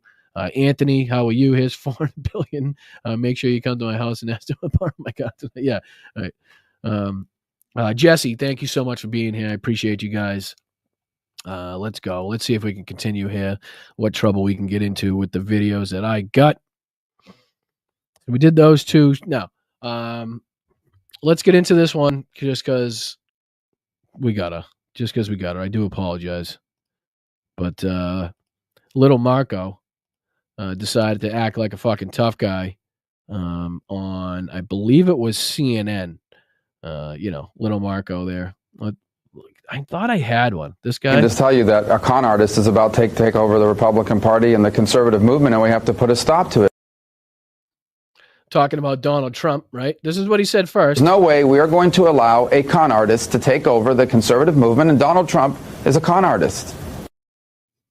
There's no way we're going to let that happen, right? Followed by. But I can just tell you that a con artist is about to take over the Republican Party and the conservative movement, and we have to put a stop to it. Now, I wonder why he decided to sink into that couch. And now listen to his, I don't know, I guess newfound strength that he found, his voice that he managed to find after the meeting. Let's hear what he has to say. And my source tonight is the Secretary of State who is in that room today, Marco Rubio. Thank you so much, Secretary. Oh, and Caitlin Collins can pound sand too. I believe she used to work for Tucker Carlson's old corporation there. She's just terrible. No pushback on this whatsoever. Sits there, lets Marco Rubio lie through his teeth. Doesn't demand or ask reasons why he's saying what he's saying. So Caitlin Collins, you need to hit the bricks as far as I'm concerned. Rubio, for being here. We just heard from President Zelenskyy. He said he does not think that he owes President Trump an apology for what happened. He doesn't. Why would he? Apology for what? Shut the fuck up. That's ridiculous. What are you talking about? Inside the Oval Office today. Do you feel otherwise? I do, because you guys don't see. You guys don't. Yeah, he didn't. He doesn't even start out answering correctly. She asked, "Do you think otherwise?" People are saying that Zelenskyy should apologize. Do you think otherwise? Meaning, do you think he shouldn't? And he says he doesn't. He's already got a prepared statement. This is how you can tell these people aren't answering the actual question asked by the journalist because they know they're not going to get pushback. They know they're not. The journalist isn't going to say, "Hey, that's not the fucking question I asked you. Can you please answer the question I asked you?" Without letting him get away from it, right? Like a slippery fucking snake. Let's listen. You only saw the end. You saw what happened today. You don't see all the things that led up to this. So let me explain. Yeah, right. You saw you saw the president acting an ass. You saw the fucking vice president acting a fool. But there was so much that led up to that you didn't see, right? You only saw that, but what happened behind the scenes was really what you should be talking about. Explain.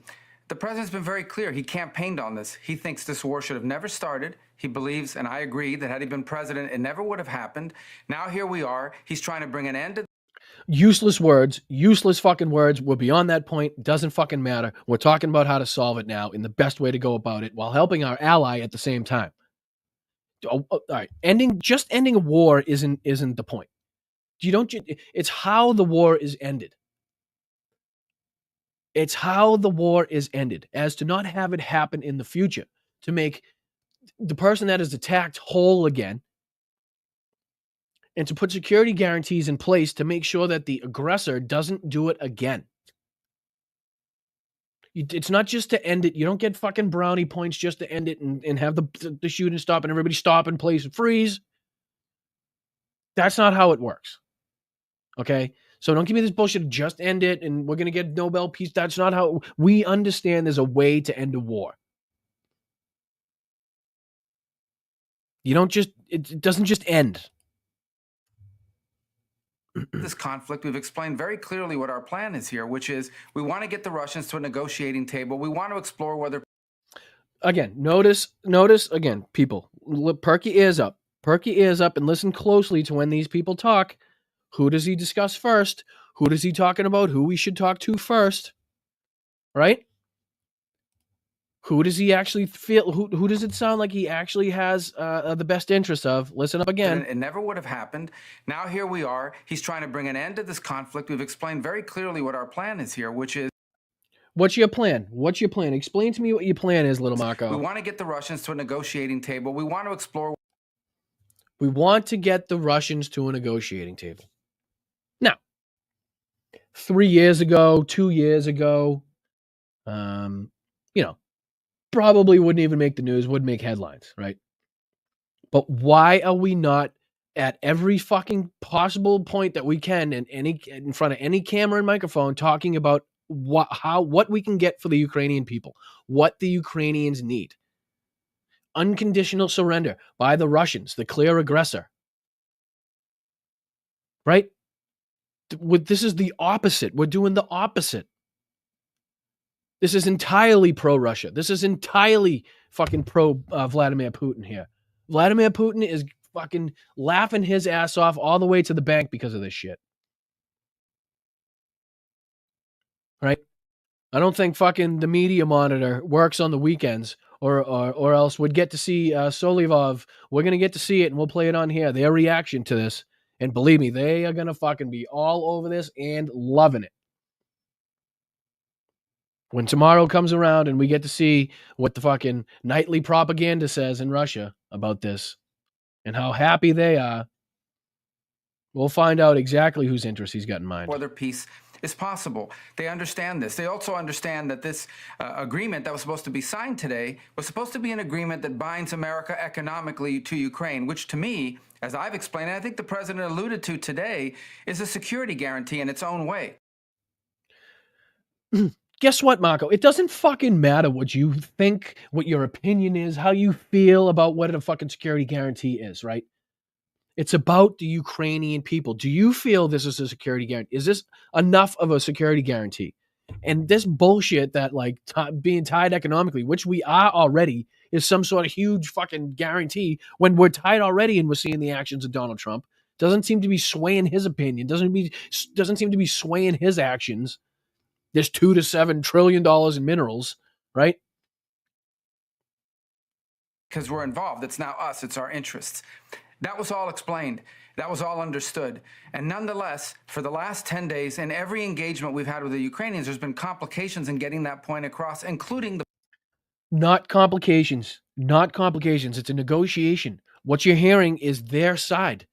You're offering what you're offering. They come back with something saying, hey, no. This doesn't work, but this will work. That's not disrespect. That is a negotiation of people that are currently under fire, currently under missile attack, currently fighting for their lives, fighting for their sovereignty. We would be wise as Americans to listen to their needs, considering we asked them to give up their nuclear arsenal with the Budapest Memorandum. I'm telling you, man, the EU, if anybody from across the pond is listening, and I know you guys are, I know we got some Netherlands, I know we got some UK, I know we got some Australia. Throw it in the chat where you're listening from. If you're listening from across the pond, tell your leaders, tell your representatives. The EU needs to form a better, stronger union behind Ukraine, which they've shown support. I'm not saying they haven't. They've done absolutely their part. As Macron said, they've kicked in 60% of the total aid that's gone to Ukraine. The lies and bullshit that are being pushed by Donald Trump, the numbers he's throwing around are complete Russian propaganda numbers. Been proved over and over and over again to be false, and he continues to push it, which then leads to a situation where Volodymyr Zelenskyy is required pretty much to correct that, as he should. The public statements that President Zelenskyy has made. But they insisted on coming to D.C. This agreement could have been signed 5 days ago, but they insisted on coming to Washington, and there was should have been a very clear understanding. Don't come here and create a such scenario where you're going to start lecturing us about how diplomacy isn't going to... Lecturing us about diplomacy. I'm sorry. So who was lecturing who? Who the fuck was lecturing who in that situation? We have eyes and ears. We saw it. Who was lecturing who, you guys? Let me go to the comments. Let me bring you guys in, because I'm sure you guys are throwing in where you're from, and I want to recognize where you're from. Let's see here. Where are you guys listening from? Who's from across the pond? Who's from across the pond? UK? Let's see. Let's see here. You're a Brit. UK, the disrespect you show. The euro is funny to only the British. UK, the Surrender Monkey says, UK, the disrespect you show to the euro is funny only to the Brits. I don't follow, but I do appreciate it. I do appreciate it. So that's, he sent £5, but we disrespect the euro. I appreciate you, Surrender Monkey. I'm sure I'm just not understanding it right. That's my fault. Let's see here. Come on, throw it in the chat. Throw it in the chat where you're from. Always from the California Republic. Appreciate you, Mozart. Appreciate you. Couple across the ponds. Cairo, New York. Scotland. There's Mira from Scotland. How are you? Appreciate you, lad. I do. I really do. I really, really do. Let's see here. Missouri. Romania? Did somebody say? I was reading that NATO countries that participated in joint military exercises. Romania. I'm telling you, they'd be wise. They would be very wise right now. Norway, how are you? No, let's go. Colorado. A few Norways. How are you, buddy? Appreciate that. Appreciate that. I appreciate wherever you're watching from, guys. I really do. I'm just curious how many people from across the pond. Alberta, Canada. Yeah, we got a lot of Canadians. Thank you to all the new Canadians that have not only joined the YouTube channel, but also Blue Sky. A lot of new Canadians joining on Blue Sky, getting in the fight. So I appreciate you guys. I really, really do. I really, really do. Well, all right, let's get into the next video. I'm sick of this guy already, this little fucking Weasley, little whiny little prick. We'll get into our next video, which is going to be tough pick here. Tough pick. Oh, Canada. Such a good tune. So, Let's do this one. Then we'll get into Slim Fool. I mean, Dim Tool. Tim Pool after this one. But let's hear Fox News try to work their magic, and try to slice and dice this as a win somehow for Donald Trump. I'm a citizen of Earth, and I come in peace. Let's see here. One of those. I'll give you one of those. Nanu. Huh? Benny Loco? Appreciate you. Yeah. Slim Cesspool. I'll take that one. Yeah. Throw your nicknames for Tim Pool in the chat. Right now. I want to hear them. Let's go. There's got to be a ton of them in there. All right, let's see what Fox News had to say. And we've all seen at least some of it. An Oval Office blowout leaves the U.S.-Ukraine minerals deal in limbo. The official signing getting scrapped after President Trump, Vice President Vance, and President Zelenskyy got into a heated exchange over the Russia-Ukraine war. Trump asked Zelenskyy to leave the White House after the chaotic meeting and told him to come back when he is ready for peace. Grim Ghoul. Hold on, where'd that go? Oh, thank you, Lisa. Appreciate you so much. Thank you for that. P. Waterpool, Dim Tool.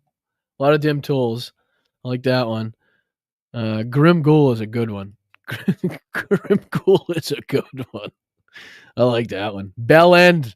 Yvonne, I was thinking about that, which is weird. Not that I often think about knobs, but I was going to say something in like a British accent, and then I was going to call somebody a bell end, but then I figured I'd have to tell people what it was. And I was just going to tell them it was a knob. Nobody's going to get that unless you understand British humor, I guess. But thank you, Yvonne. I appreciate that. Soft stool.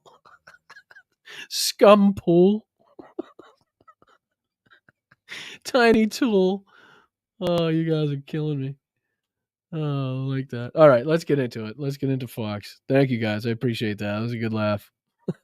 Oh, Limp. love it. Here's the Limp tool. Oh, you guys crack me up. Hit the like button for yourselves, just for yourselves, because you're so great. All right, let's get into it. tense conversation that has many Republicans wondering if U.S.-Ukraine relations can ever be repaired. Watch. We signed ceasefire.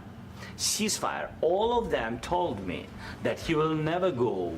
We signed him with gas contract. Yes, but after that, he broken this ceasefire. He killed our people, and he didn't exchange prisoners. Now, guys, fucking, make sure you're focused here, because at any point here, we're going to see some huge disrespectful move in statement, I guess, from Volodymyr Zelenskyy. So get ready. Make sure you're here to catch it, because Fox News wants us to believe, Republicans want us to believe that some huge moment of disrespect happened in this engagement. Signed the exchange of prisoners, but he didn't do it. What kind of diplomacy, JD, you are speaking about? What do you mean?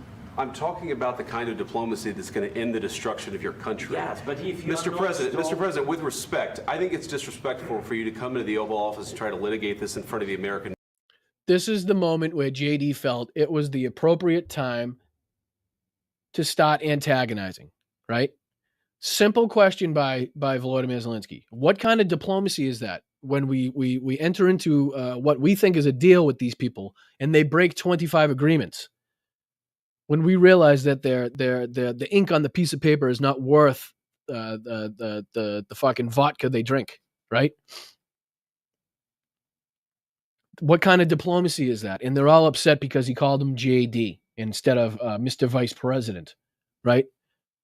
But doesn't it just show that he's having a down to earth, meaningful conversation, right?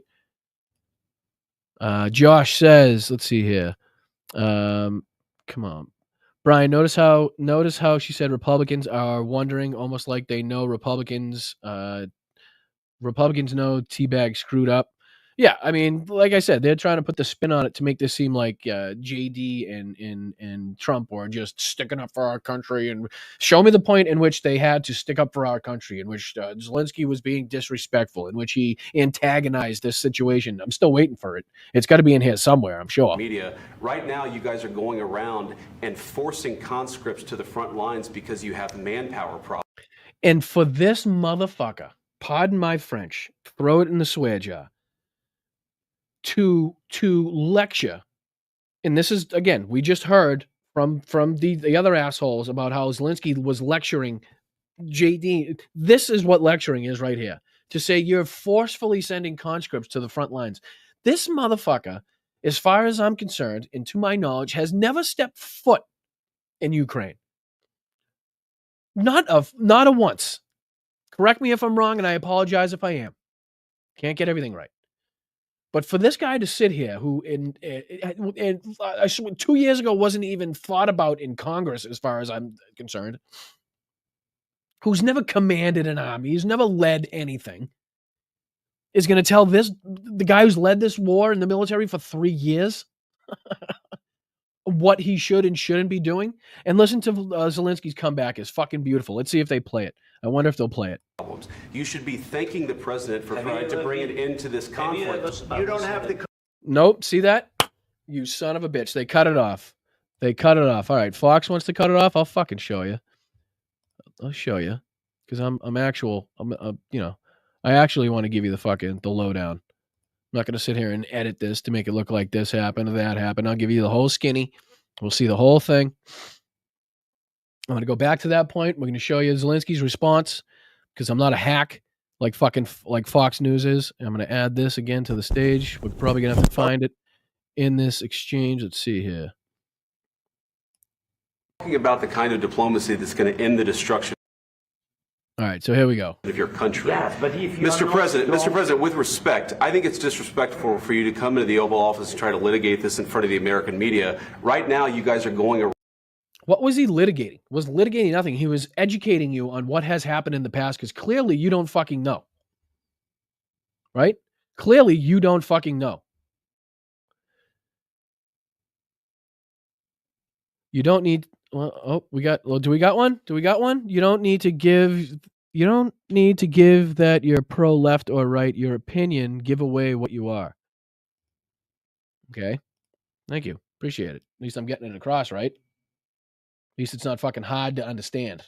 I try to make it as clear and as blunt as possible. I don't know if you can understand what you're fucking watching, but you're watching blunt politics, right?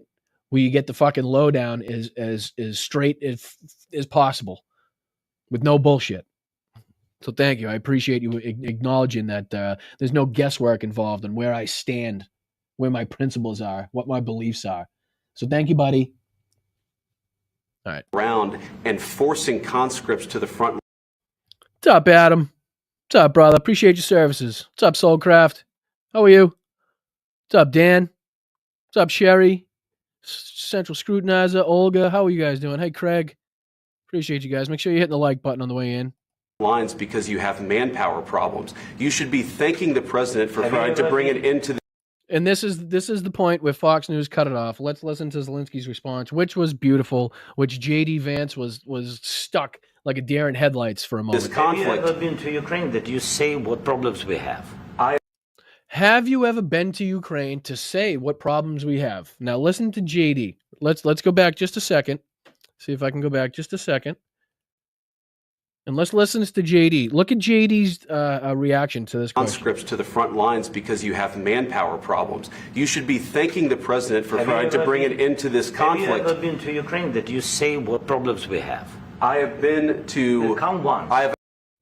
I have been to my living room, which has a TV, which CNN sometimes puts Ukraine stuff on there. So yes, kinda. Maybe, sort of. I've actually watched and seen the stories, and I know. Oh, you've watched and seen the stories. Okay, so what are you? You must be what, a fucking 4-star general then? How many newspapers have you read? Let's count them up. We'll see how many stars we should give you. Right? I mean, clearly reading what? The fucking Herald, the Ledger, the Times, the Sun gives you military prowess somehow. You know, you're now fucking. Oh, man. It's so embarrassing. Really is so fucking embarrassing. What happens is you bring them on a propaganda tour, Mr. President. Who's lecturing who now? I'm sorry. Who's lecturing who? And keep your eyes, again, on Volodymyr Zelenskyy, who's, again, biting his tongue, looking around at his colleagues to be like, what the fuck is going on here? How should I respond? What is this? This is not what I signed up for. Who's lecturing who here? What's the propaganda tour that you haven't taken? What the fuck? Disagree that you've had problems bringing people into your military? That's not the issue. That's not what we're talking about. You just claimed they brought him on a propaganda tour, and if he does have problems getting men to the front line, it's because he's been in fucking war for 3 years, you cocksucker. God, this is just unbelievably unbearable. Military? And do you think that it's respectful to come to the Oval Office of the United States?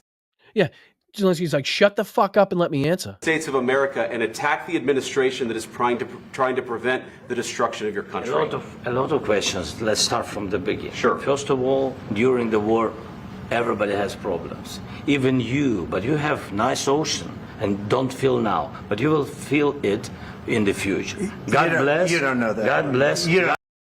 And this, again, as my theory goes, this is where Donald Trump decided, okay, this is my opportunity to step in.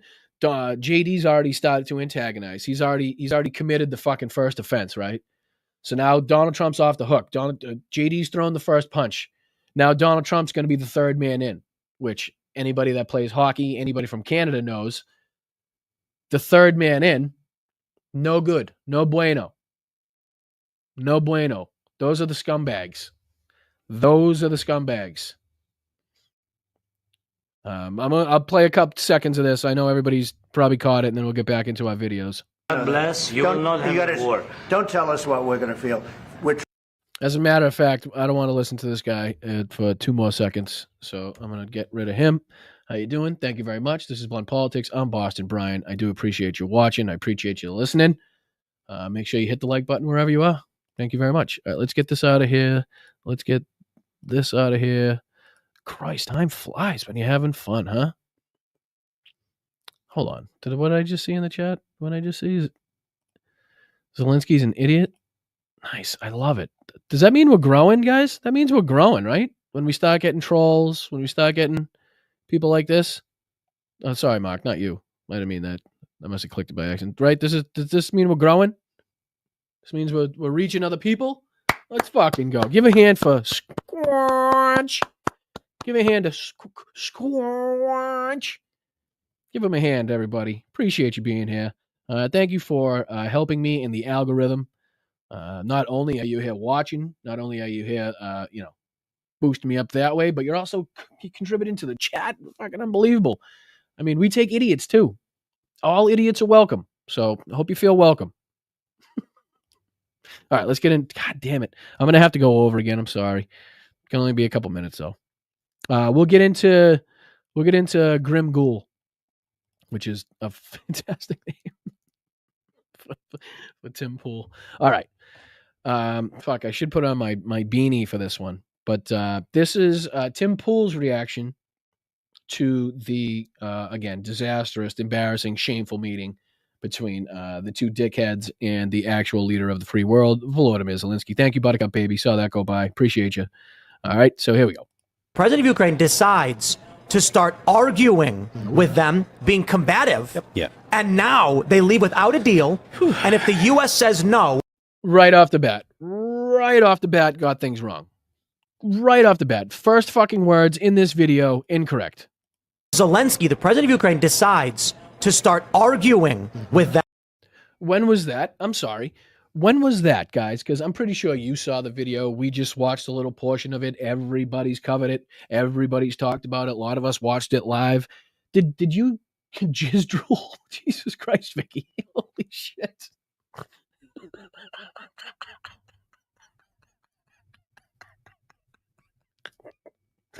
I'm sorry. Vicky, I'm not putting it on screen, but That's a good one. That's a good one. Gistrel.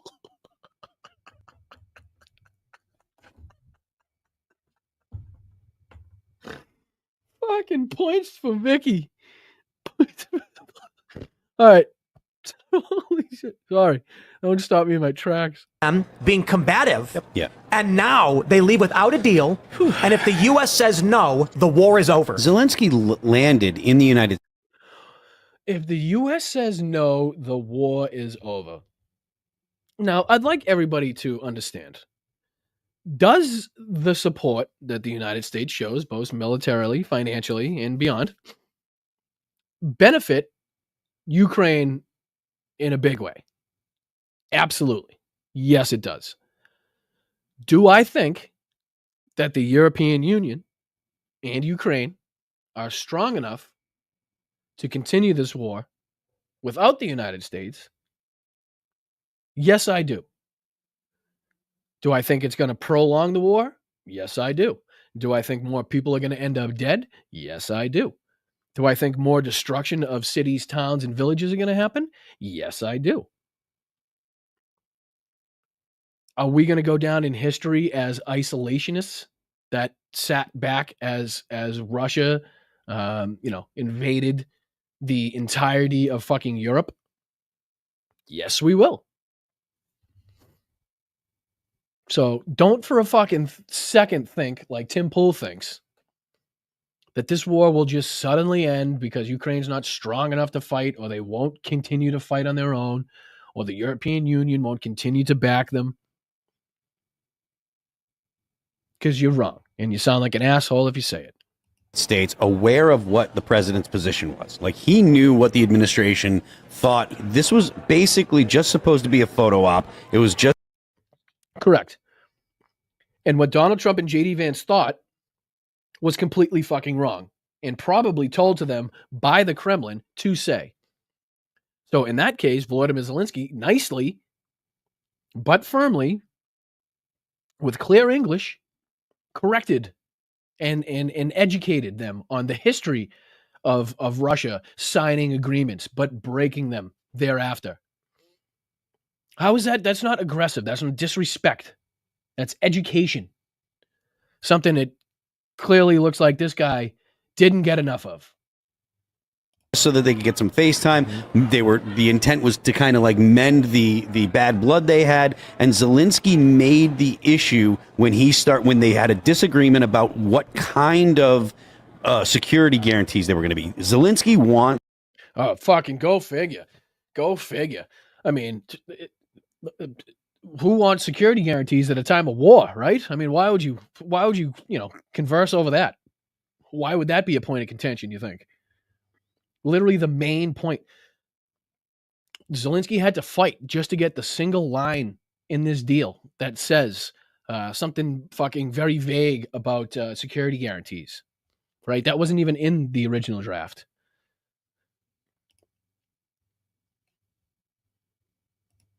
Wants Ukraine to be in NATO. And this fucking bell end, this fucking knob, this pillock,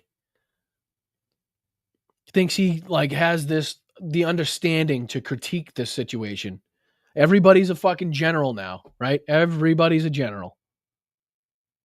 Telling Zelensky what he should do, what he should sign, how he should act, what he should wear. Everybody's an expert. I mean, clearly this guy is. Look at him. Oh, Kristen, 11 months. Let's go. Love your voice. Love from Canadian, a supporter. Let's fucking go. Oh, appreciate that, Kristen, eh? I really do. 11 months. That's fantastic. That is fantastic. Congratulations, and thank you so much for your support. I really do appreciate it. That's awesome. That is awesome. Zelensky wants American troops to be in Ukraine to guarantee the success, or to guarantee the safety, and to guarantee that Putin won't be an aggressor.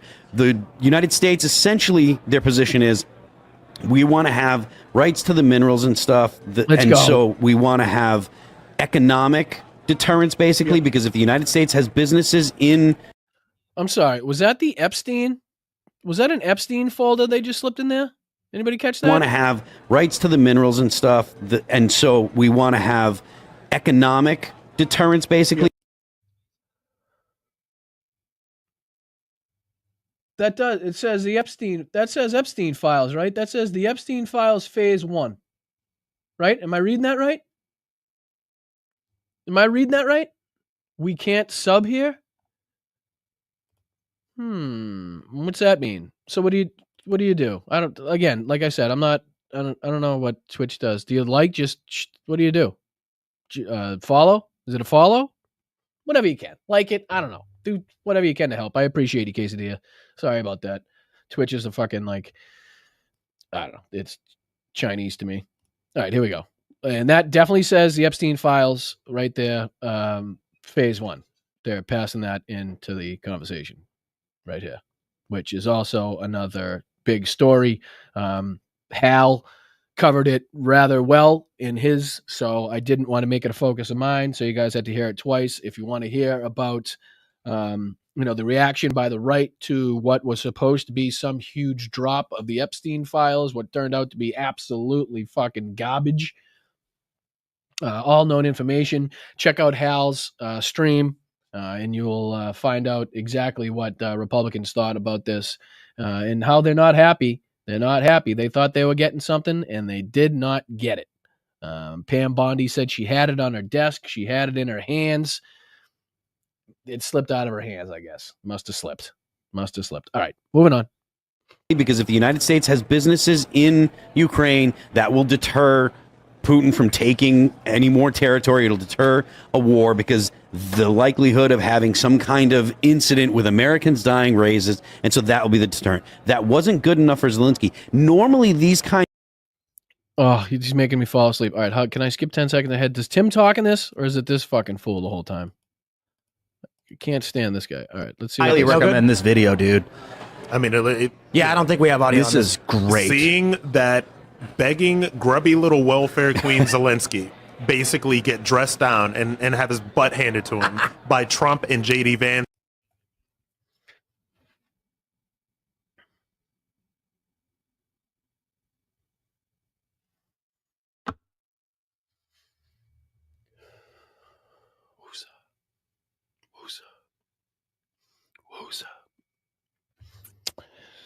Imagine. Can you fucking imagine being a black man in America and not understanding the plight and having this opinion? Right? Isn't this backwards? Right? Isn't this what racists love to say about African Americans? Isn't this what the Republicans love to say about, the lower class people? When in reality, it's the red states that take far more in federal money. It's the blue states that actually produce more and contribute more to the red states to make sure that they can fucking function. Imagine this shit. And again, take race and color out of it. Imagine just being an American. Imagine sitting here and talking about somebody that's been at war, that was attacked by fucking Volodymyr Zelenskyy, and calling him a welfare queen and not understanding where the money is spent, obviously, and that was sending them old equipment, right? They don't understand these nuances. Thank you, Louise. Appreciate you. Fuck Brian, fuck that place, go full Boston. I try to keep it to a minimum. You know what I mean? I try to keep it to a minimum. I got my stream voice, and then I got like the hanging with friends and family accent. I try not to pull that out too much. I don't want to scare everybody. But I appreciate it. Thank you so much, Luis. But I don't know. You know what I mean? Let's see what happens. Let's see what they do. It was the moment that Americans have been waiting for the past 3 years. Hundreds of billions of dollars. Yeah. I was shocked. Right. Again, these people honestly believe that sacks and suitcases and plain fucking loads of money are just being shipped over to Ukraine like it's Afghanistan, like it's Iraq. Not understanding the policies and not understanding the nuance of this leads to ignorance, right? Leads to being fucking stupid on camera. Leads to looking like an asshole on fucking camera. On our way here, we saw some canvassers for the ACLU. Yeah, they were waving to people. And we talked a little bit before the show about, I used to do fundraising. You're pitching, you're selling, you are begging someone, please help me, give me your money. Yes. I was flabbergasted Yeah. at Zelensky sitting down with the most powerful military, the utmost wealth, where he is in a position that if the U.S. says, I'm sorry, we're done, the war ends overnight, and he had the nerve. Ridiculous, stupid, ignorant Russian propaganda, shit that Russia would love to be said all over the United States. Absolute shit. Bullshit. Horse shit. Cow shit. Dog shit fucking comment that was. Nerve to argue, you don't know what you're talking about, what reports have you seen, to J.D. Vance, instead of saying... What? Yeah. No, he didn't say that. He said, when have you been to Ukraine to tell me what problems we have? I understand, I'm sorry, but please, we really do need your help. Let. Oh, is that how he sounded? Is that how he sounded, Tim? Way to fucking rewrite history. Way to fucking rewrite history, you simp. Let me know what you need, because we will do anything. This is a man who doesn't understand the position he's in. The arrogance was shocking. Yeah. That moment where he said, and this was right before Trump went off, when he said, well, you know, you have a beautiful, well, perhaps one day you'll see, perhaps one day you'll see. My Again, not what he said, not even fucking close. So, you know, if you're going to comment on it, at least have fucking seen the videos. At least have seen the clip of what he says. Because he says you're going to feel it, right? You will feel it. Oh, fucking Peter, thank you so much, dude. We're not going to fall for the banana in the tailpipe. Moscow agents governing America. Yeah, there's no, you can't fall for the banana in the tailpipe. Let's see here. I gotta remember I put these things. You know, if I can get to it quicker, it actually has some meaning to it. It's not that bad. What the fuck is it? Now I can't find it? I can't find it. It's in here somewhere. I know it is. I'm going to find it for you, too. I don't care how long it takes. Isn't it right here? Very large land, augmented dead wall. Do I have it in the other one and I'm just like forgetting it? I don't know. I'll find it, though. I'll find it. I appreciate you, Peter. Thank you so much. Oh, here it is. Here we go. I don't know why that took me so long. I ain't falling for no banana in my tailpipe.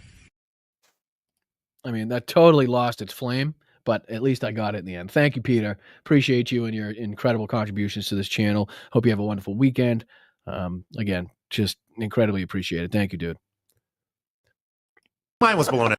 Oh, what I was saying, and again, what Zelenskyy was trying to get by, in the point that he was trying to make, is that you will feel it, whether it's influence, whether it's financially, whether it's in your wallet, whether it's having to send American troops over there at some point. And he's absolutely right. Absolutely fucking right.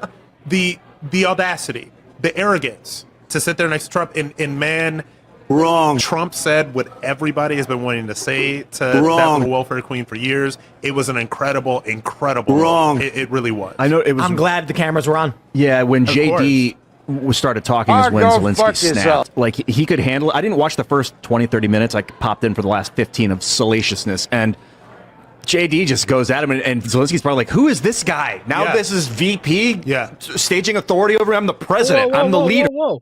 Wait a minute. He just said it was JD that went at Zelensky. I thought it was Zelensky that instigated this. I thought it was the blatant disrespect and antagonistic nature of Zelensky in this meeting that started this. Right? Why? All of a sudden it was JD now? You slipped up on that one, didn't you? Huh? You slipped up on that one, didn't you? I think one of the big moments was when J.D. Vance mentioned the Biden administration. Yeah. And then Zelensky got all angry. Instead of recognizing the power structure, the sentiment of the American people, and the position he was in, he had the nerve to talk and snap back. Yeah, he interrupted JD, and then that's when Trump really dropped the hammer, when he interrupted JD. Trump doesn't have time. I mean, doesn't seem to have time for disrespect. Yeah, for and the thing with JD is that the JD shade is classy. The JD shade is very classy. It's very thoughtful when JD dresses you down. But then when man, it is. We're getting really close to getting like fucking homoerotic on this one, right? Come on, boys. What are you doing here? I thought that you didn't like that stuff, but again, we're welcoming on this side. If you want to come over and, open the door to that closet, hop on out, we're more than welcoming. More than welcoming. Because it's pretty hard to understand what you say when you got J.D. Vance's junk in your mouth the entire time. All I hear is mumbles. That's all I hear is mumbles. Trump just drops the hammer. Yeah. And he dresses you down like... Does he? Drops the the mushroom? Trump dropped his mushroom in that meeting, did he? Your boss, I worked at KFC when I was like 19 years old in the military. Like when your boss is like screaming at you because like you really effed up, right? And so Well, didn't Zelensky say something like, I read it as a... All right. I don't know who the fuck all these people are. I thought Tim Pool was going to have something to say. Clearly, he brought all of his fucking loser friends into the building to make sure that they got their voices heard, I guess. I don't know. My apologies on that one. We're a little bit over. I got one more, I think, to show you, and we'll get you guys out of here. Again, smash that like button, guys, please. Make sure you subscribe to the channel if you have not already. I appreciate all the new viewers, people that came from my interview with Jake. Another channel note, we're going to have Brett Mycelis from the Midas Touch Network on the show Wednesday night. Make sure you check that out. And I'll also be, I also will be joining my first panel show, I believe, after the stream on Wednesday, if you're still awake, with Matt from The Letter Hack. So very excited about that one. I'm not 100% sure what channel it's on yet, but once I find out, I'll make sure you guys know. But yeah, Wednesday night, Brett from the Midas Touch Network is going to hop on and chat about their recent success, chat about where he thinks the country's going, and what we need to do to combat it. So make sure you check that out on Wednesday. But the last video I want to show is not in there. Let me see. Let me go to this one. My apologies. Oh, we also had this that I didn't click on. So again, these are, I might as well just get through everything. Let me show you this before I do it. Share screen. Come on. And a day now. There we go. So a couple podcasters thought they had the answer, thought that they had the knowledge of this situation to comment on Twitter, but then got flamed so hard that they ended up deleting their comments, deleting their tweet, because they were, like I said, flamed almost fucking nonstop. So let's get into this. Is Lex Fridman, who, one would think would have some understanding of, the conflict, considering he is from that region. But he decided to weigh in and say the amount of disrespect President Zelensky showed, to Donald Trump and the American people today was insane. This was a mistake. I have tremendous respect for President Zelensky for the heroic actions he took in the early days of this war.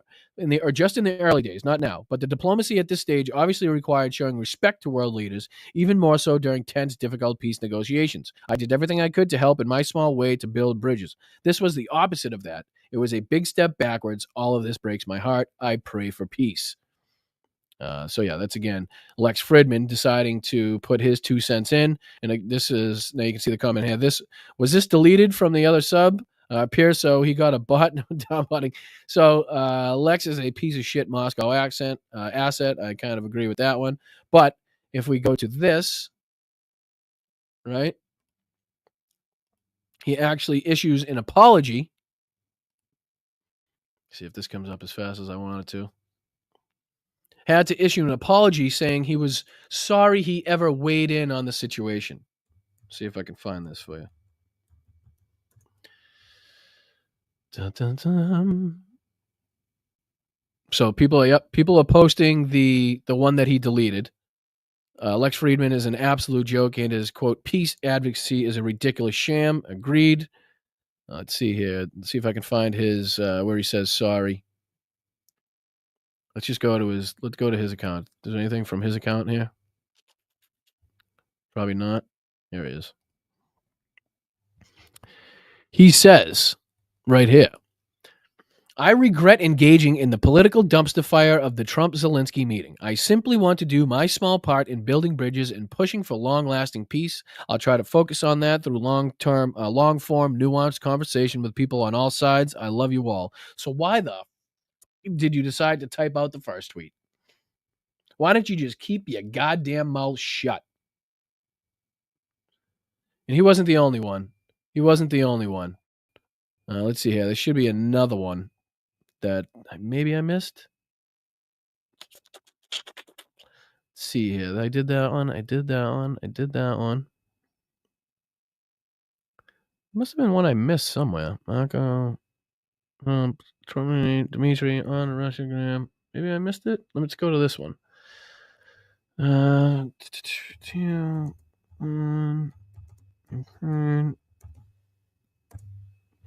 you might not be surprised that this guy had a ridiculously stupid take on this. Let's see if anybody posted his deleted tweet.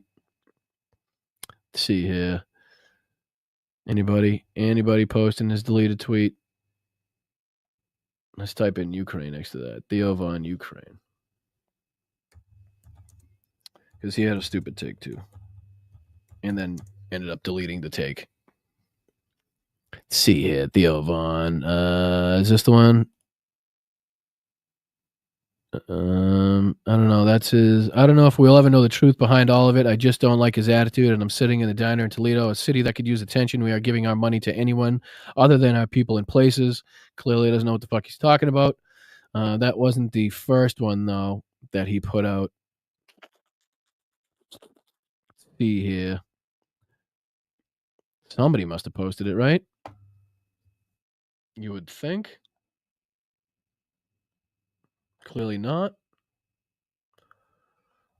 Oh, this post is unavailable right there. But somebody must have got a picture of it, right? Theo Von, you have the funds and the availability to actually go to Ukraine right now. Go to Kyiv, talk to the president yourself, do a podcast out there, interview the soldiers from America fighting for Ukraine. You have a platform to make a difference. Separate yourself from the others. Great fucking comment from that guy. Doesn't look like anybody posted it. Let me see if maybe latest. Sorry, I didn't mean to take so long in this one. It's actually not that important if I don't find it, which I'm not that worried about. But yeah, that's okay. I'll go. I'll just to let you know, Theo Von had a fucking stupid take as well. Just to let you know. Just to let you know. All right, this is what I was going to, though. Let's show this. This is the last one we'll cover, the last clip of the day. And of course, it is our good friend, our good pal, the man, the myth, the legend that Hal likes to call the most miserable man on the internet. I like to call the most constipated, the man with the biggest blue balls on the internet, possibly the biggest forehead on the internet as well. Greg Kelly, ladies and gentlemen, is going to tell us how Zelenskyy screwed up his meeting with Trump in the Oval Office. Chances are the first, 7 minutes of this video is going to have nothing to do with it. But let's see what this asshole has to say. You buckle up. You know it's going to be good. You know we're going to see a lot of lip smacking. Let's check it out. Any questions? President Z, he showed up today. Like that anymore, okay? You know, there may be some differences. I know, you want certain things. But President Trump was the diplomat, wasn't it? You probably have seen the highlights by now, and we're going to show you all of them as well. But that event actually lasted for 50 minutes. It's a long time, and most people haven't. That's a long time. Bothered to look at, say, the 44 minutes or so where they weren't fighting, but. No, that's what we do, Greg, as, creators, myself, as people interested in politics, as people interested in geopolitics. We watch the entire thing. We don't just watch little clips. That's why we like to show the whole thing. That's why, we don't just watch clips. But it was still very, very interesting. And Zelenskyy, every step of the way, is looking for trouble. He's not respectful. Now, did you guys get that sense? Did anybody here watching here of the 600 people watching, did you get the sense that Volodymyr Zelenskyy was looking for trouble when he went there? Again, we're going to go through this time and time again. Where are you trying to get this from? How are you trying to create this narrative from nothing at all? There's video. It was the most televised thing in the world probably over the weekend. You can't dig yourself out of this by lying. We saw it, Greg, with our own two fucking eyes. He is not grateful, and he's needling Trump, right? He's undermining. Trump says something, he comes back and pushes, and And oh man, to correct Russian propaganda in front of the media, God forbid he tells you that you can't trust Putin, that he's been through this before, that this didn't start in 2022, that they've had agreements before, that Russia has broken agreements before. He showed them the prisoners and how they were treated in Russian captivity. He told them about the kids that were being stolen. To correct the number that he says was given to Ukraine. I saw no needling whatsoever. I saw education. Undermines the whole damn thing. All of that could have waited until they went behind the scenes, to sit at the table over lunch. No, Zelenskyy had to turn on the attitude every chance he got. Well, it wasn't necessary, but he asked for it, and President Trump gave it to him. Now, first, I want to show you just how diplomatic I believe President Trump was throughout their Oval Office meeting. Your soldiers have been unbelievably brave. We've given them great equipment, but somebody has to use the equipment. They've been unbelievably brave, and we give them great credit.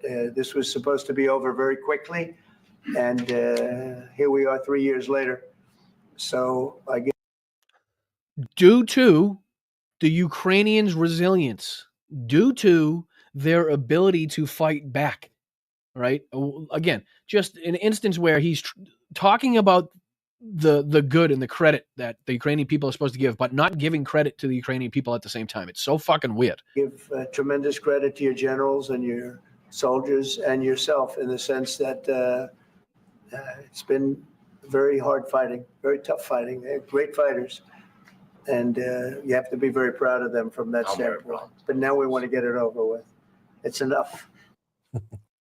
What is like? Yeah, that's enough, right? So shouldn't you say that to the person, the aggressor, right? Isn't that what you should be saying to the aggressor? Isn't this the attitude? Isn't this the position that you should be putting the aggressor in, not the victim of?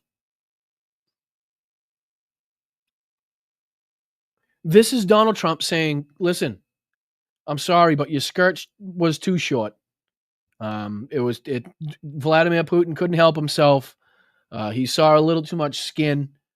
You may have been wearing a skirt that was too short, and it just let's just wipe our hands. Bygones be bygones. Let them do their thing. You can do their thing. Give us some fucking minerals. We'll call it a day."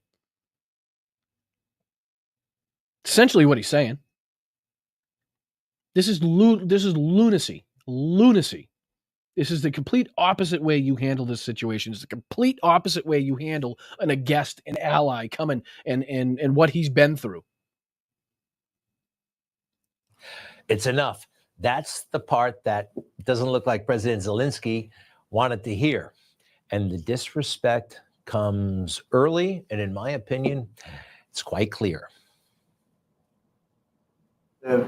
Somewhat of an exciting moment, but the really exciting moment is when they stop the shooting and we end up with a deal. And I think, again, still not exciting. Not exciting. That's not fucking exciting. It's not exciting to end a war. It's necessary to end a war. It's just even the terminology used. I think we're fairly close to getting that, and an honor to have you. And please, I'd like to say something. Yeah, thank you so much, Mr. President.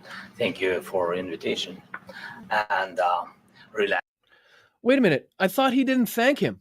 I thought he didn't say thank you in this meeting, right?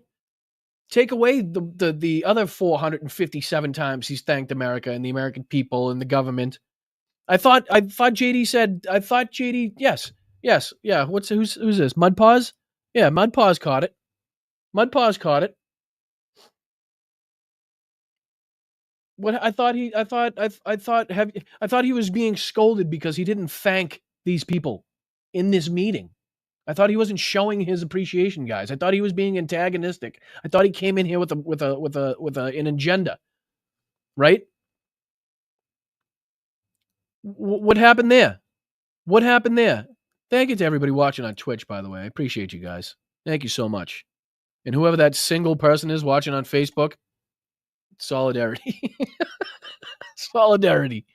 I appreciate it. But yeah, where's the I thought he didn't thank him. I thought he wasn't appreciative. I hope that this first document will be a first step to real security guarantees for Ukraine.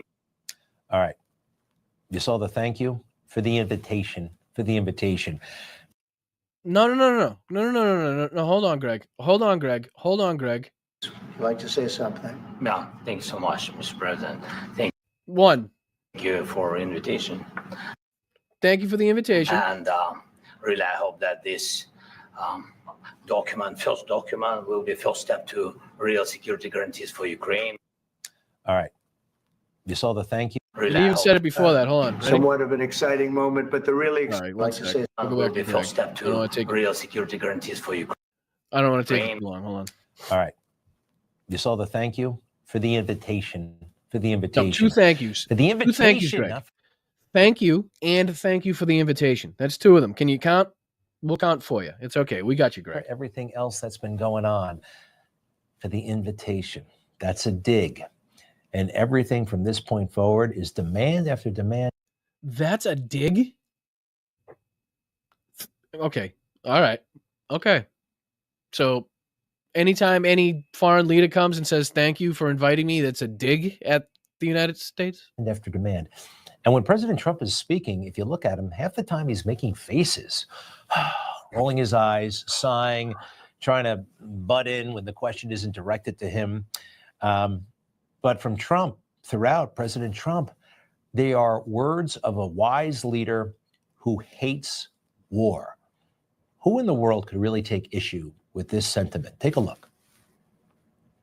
This to me is one of the most important things because we have tremendous death taking place as we speak. And because of who? I don't want to have that. Think of the parents, whether they're in Russia or Ukraine, think of the.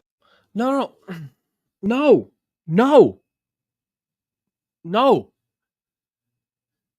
Think of the people in Ukraine. The people in Russia are suffering because of their own government's actions. So that point should be made. Think of the people dying in Ukraine because of the Russians. If the Russian people want to stop being hurt by this, they should tell their government to get the fuck out. The parents of all these people being killed needlessly. They came to our territory. Should have never started. If I were president, this would have never started. You see the reaction there. Watch Zelenskyy here. Started. If I were president, needlessly. They came to our territory. They came to our territory. Not antagonistic. Very true. Never started. If I were. See his reaction right there? The war should have never started, and fucking Zelensky's like, all right, dude, what the fuck? He said, what? Stop, shut up. President, this would have never started. What an interesting and almost unheard of thought. What about the parents of all? He said that at every fucking campaign rally he's had. What are you talking about, Greg? What is new that we just heard? Greg, these people, unreal. These young men who have been killed. By who? By who, Greg? By who?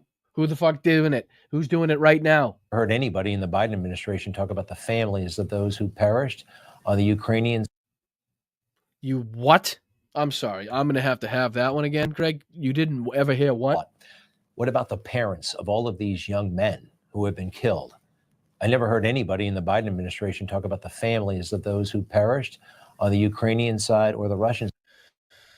Oh, Jesus Christ. Taking the time, Biden pays respects to Ukrainians. God damn it.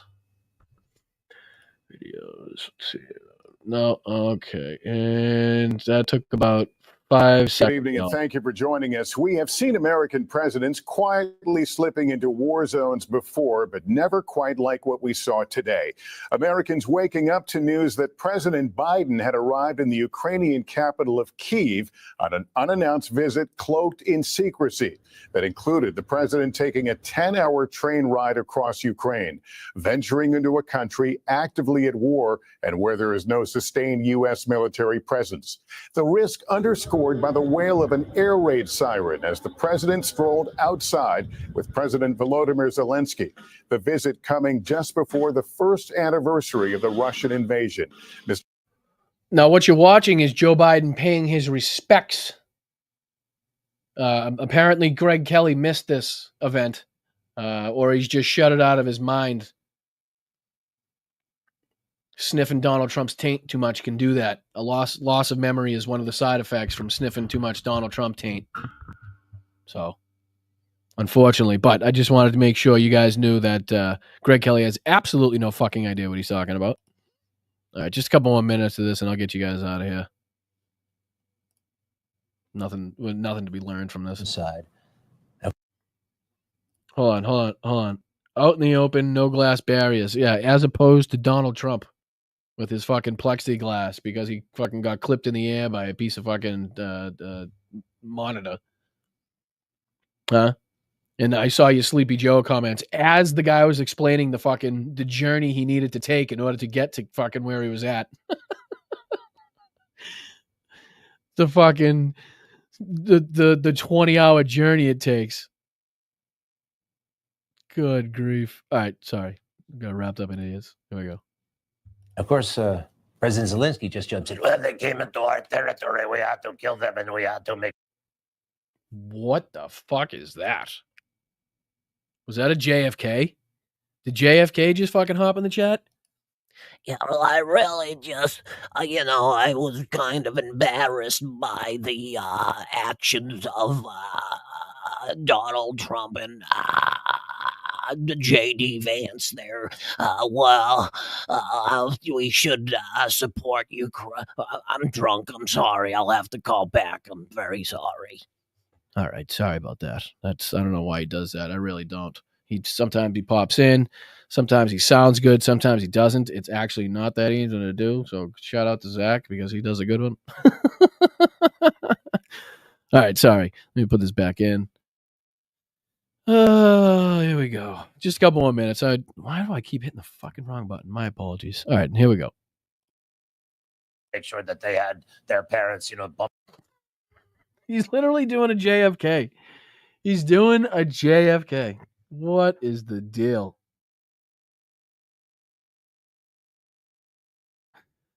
Oh, he's trying to attribute JFK's voice to Volodymyr Zelenskyy.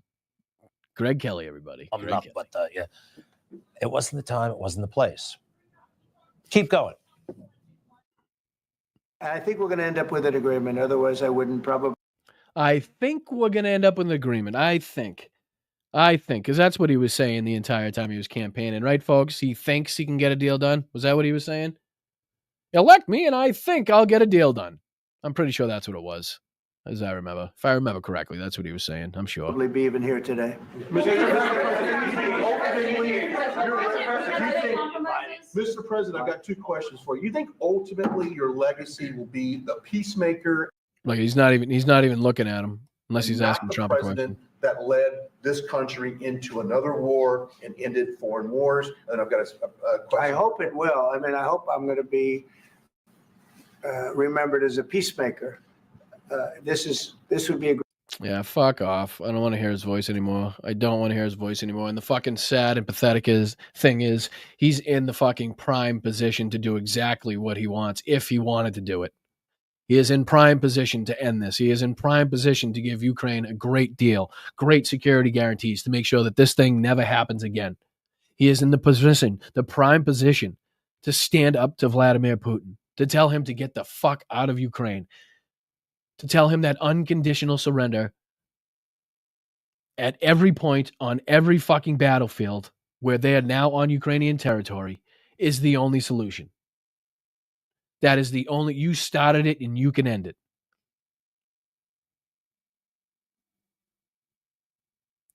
I mean, that's it. That's it.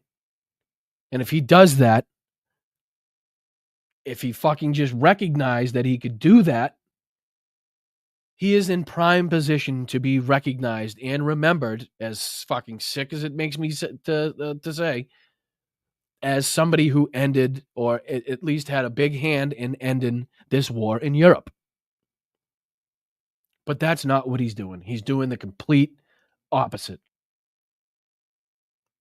Now it's forcing Europe and the EU to scramble together to make sure that they have the fucking ammunition, missiles, guns, tanks, armored personnel carriers, just in case they need to go at this alone. Before I go, should I show you, let's see here, Ukraine minerals deal. Let's see if they got the actual one that he's signing here, the text. This is what we know so far. Do they have the actual, like, bill that I could look at, or the actual text? Sorry, not bill. 4 days ago, 4 days ago, 3 days ago, 4 days ago, 2 days ago, 2 days ago. I wonder if it's changed since then. They should just have the text, right? Let's see here.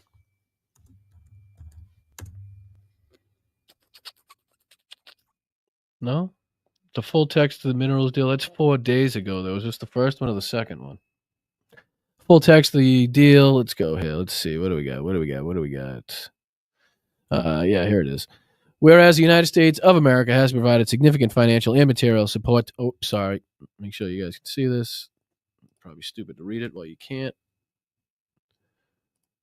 Has provided significant financial and material support to Ukraine since Russia's full-scale invasion of Ukraine in February 2022, whereas the American people desire to invest alongside Ukraine in a free, sovereign, and secure Ukraine, whereas the United States of America and Ukraine desire a lasting peace in Ukraine and a durable partnership between the two of the peoples and the governments, whereas the United States of America and Ukraine recognize the contribution that Ukraine has made to strengthening international peace and security by voluntarily abandoning the world's third largest arsenal of nuclear weapons, whereas the United States of America and Ukraine wish to ensure those states and other persons have acted adversely to Ukraine in the conflict do not benefit from the reconstruction of Ukraine following a lasting peace.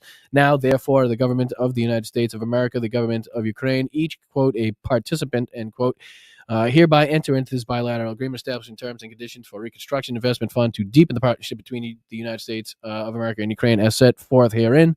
The governments of Ukraine and the United States of America, with the aim of achieving long-lasting peace in Ukraine, intend to establish Reconstruction Investment Fund partnering in the fund. This is different than it was before because I believe the United States had full ownership of. So this is partnering in the fund through joint ownership. To be further defined in the fund agreement, joint ownership will take into consideration the action contributions of the participants as defined in sections 3 and 4. The fund will be jointly managed by representatives of the government of Ukraine and the government of the United States of America. More detailed terms pertaining to the fund's governance and operation will be set forth in a subsequent agreement. The fund agreement to be negotiated promptly after the conclusion of this bilateral agreement. The maximum percentage of ownership, the fund's equity and financial interest to be held by the government of the United States of America. The decision-making authority of the representatives of the government of the United States of America will be the extent permissible under applicable United States laws. Neither participant will sell, transfer, or otherwise dispose of directly or indirectly any portion of its interest in the fund without the prior written consent of the other participant. The fund will collect and reinvest revenues contributed to the fund minus expenses incurred by the fund and will earn income from the future monetization of all relevant Ukrainian government-owned natural resource assets, whether owned directly or indirectly by the Ukrainian government, as defined in Section 3.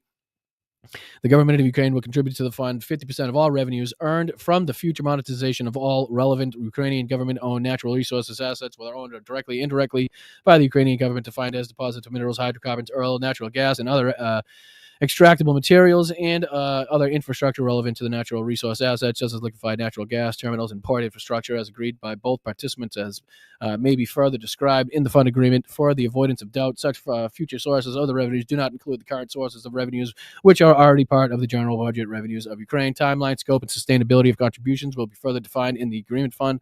The fund, in its sole discretion, may credit or return the government of Ukraine actual expenses incurred by the newly developed projects from from which the fund receives revenues. Contributions made by the fund will be reinvested at least annually in Ukraine to promote the safety, security, and prosperity of Ukraine, to be further defined in the fund agreement. The fund agreement will also provide for future distributions. Let's see here. How much is this? Yeah, almost done. Let's see here. The participants reserve the right. Where was I? Now I forget. Shit.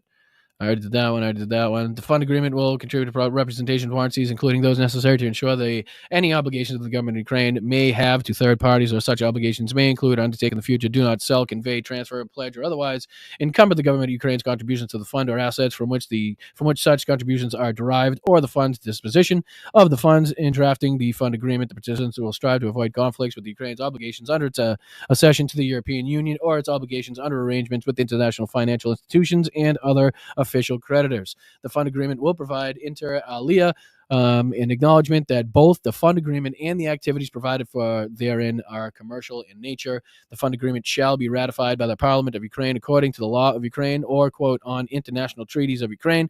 The fund agreement will pay particular attention to the control mechanisms that make it possible to weaken, violate, or circumvent sanctions and other restrictive measures. The text by the fund agreement will be developed without delay by working groups chaired by authorized representatives of the government of Ukraine and government of the United States of America. Contact persons responsible for preparing the fund agreement on the basis of the bilateral agreement are the government of Ukraine, the government of the United States of America, the Department of the Treasury, the government from the government of Ukraine, Ministry of Finance, and Ministry of Economy. The bilateral agreement and fund agreement will constitute integral elements of the architecture and bilateral and multilateral agreements, as well as concrete steps to establish long-lasting peace and to strengthen economic security, resilience, and reflect the objectives set forth in the preamble to this bilateral agreement. The government of the United States of America supports Ukraine efforts to obtain security guarantees needed to establish long-lasting peace. Participants will seek to identify any necessary steps to protect mutual investments as defined in the fund agreement. And lastly, this bilateral agreement is binding and will be implemented by each participant according to its domestic procedures. The government of the United States of America and the government of Ukraine commit to proceed forthwith to negotiate the fund agreement. Signed in English and Ukrainian languages. Both texts are equally authentic. Scott Bessent signed it. Let's see here. And Yulia Seradenko, first Deputy Prime Minister of Ukraine, Minister of Economy and Ukraine. So we got through it. I wanted to make sure that everybody at least saw the terms of the agreement so you could know what you're talking about. Everybody, I would highly suggest you look this up, give it a read through. That way, if you get into a conversation, at least you know what you're talking about, and you're not just mad about something that you don't know the actual details of. So let's get into holy sugar pie. There are so many people to thank. Okay, fucked up on this one. All right. Oh, sorry, I'm not big. Let me make myself here so you don't need to see that anymore. I hope everybody made it through that okay. How'd I do with the reading? Was that all right? Hope I didn't mess up too much on that one. I tried to get through it as fast as possible. I'm not the best fast reader, but I did my best. All right, let's get into the thank yous, because you guys have been extra grateful, extra generous today. Extra generous. I missed that. Read it again. Yeah, get the fuck out of here. Not a chance. I'm still trying to catch my breath. That's why I haven't brought up the thank yous yet. Trying to get some breath back in my lungs before I fucking sit here and say thank you to the almost 80 people that contributed to the channel today. Let me try this. Nordez, another one. See y'all on 21st Century Suffragettes, 2 p.m. Pacific time, so 5 p.m. Eastern today, guys. So make sure you check that out. I think they're only a few away from 1,000.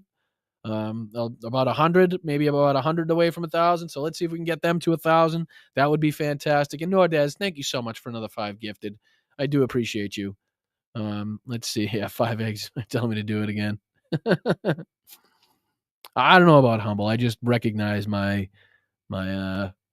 faults. Some things I'm good at. We'll find it one day. We'll find something I'm good at one day. All right, let's get into the thank yous. I think I got some breath in my lungs now. Dude, now it's up to 77. You guys are all right. First one on the list was Tomas. Thank you, Tomas. A full year. Oh shit. Another full year.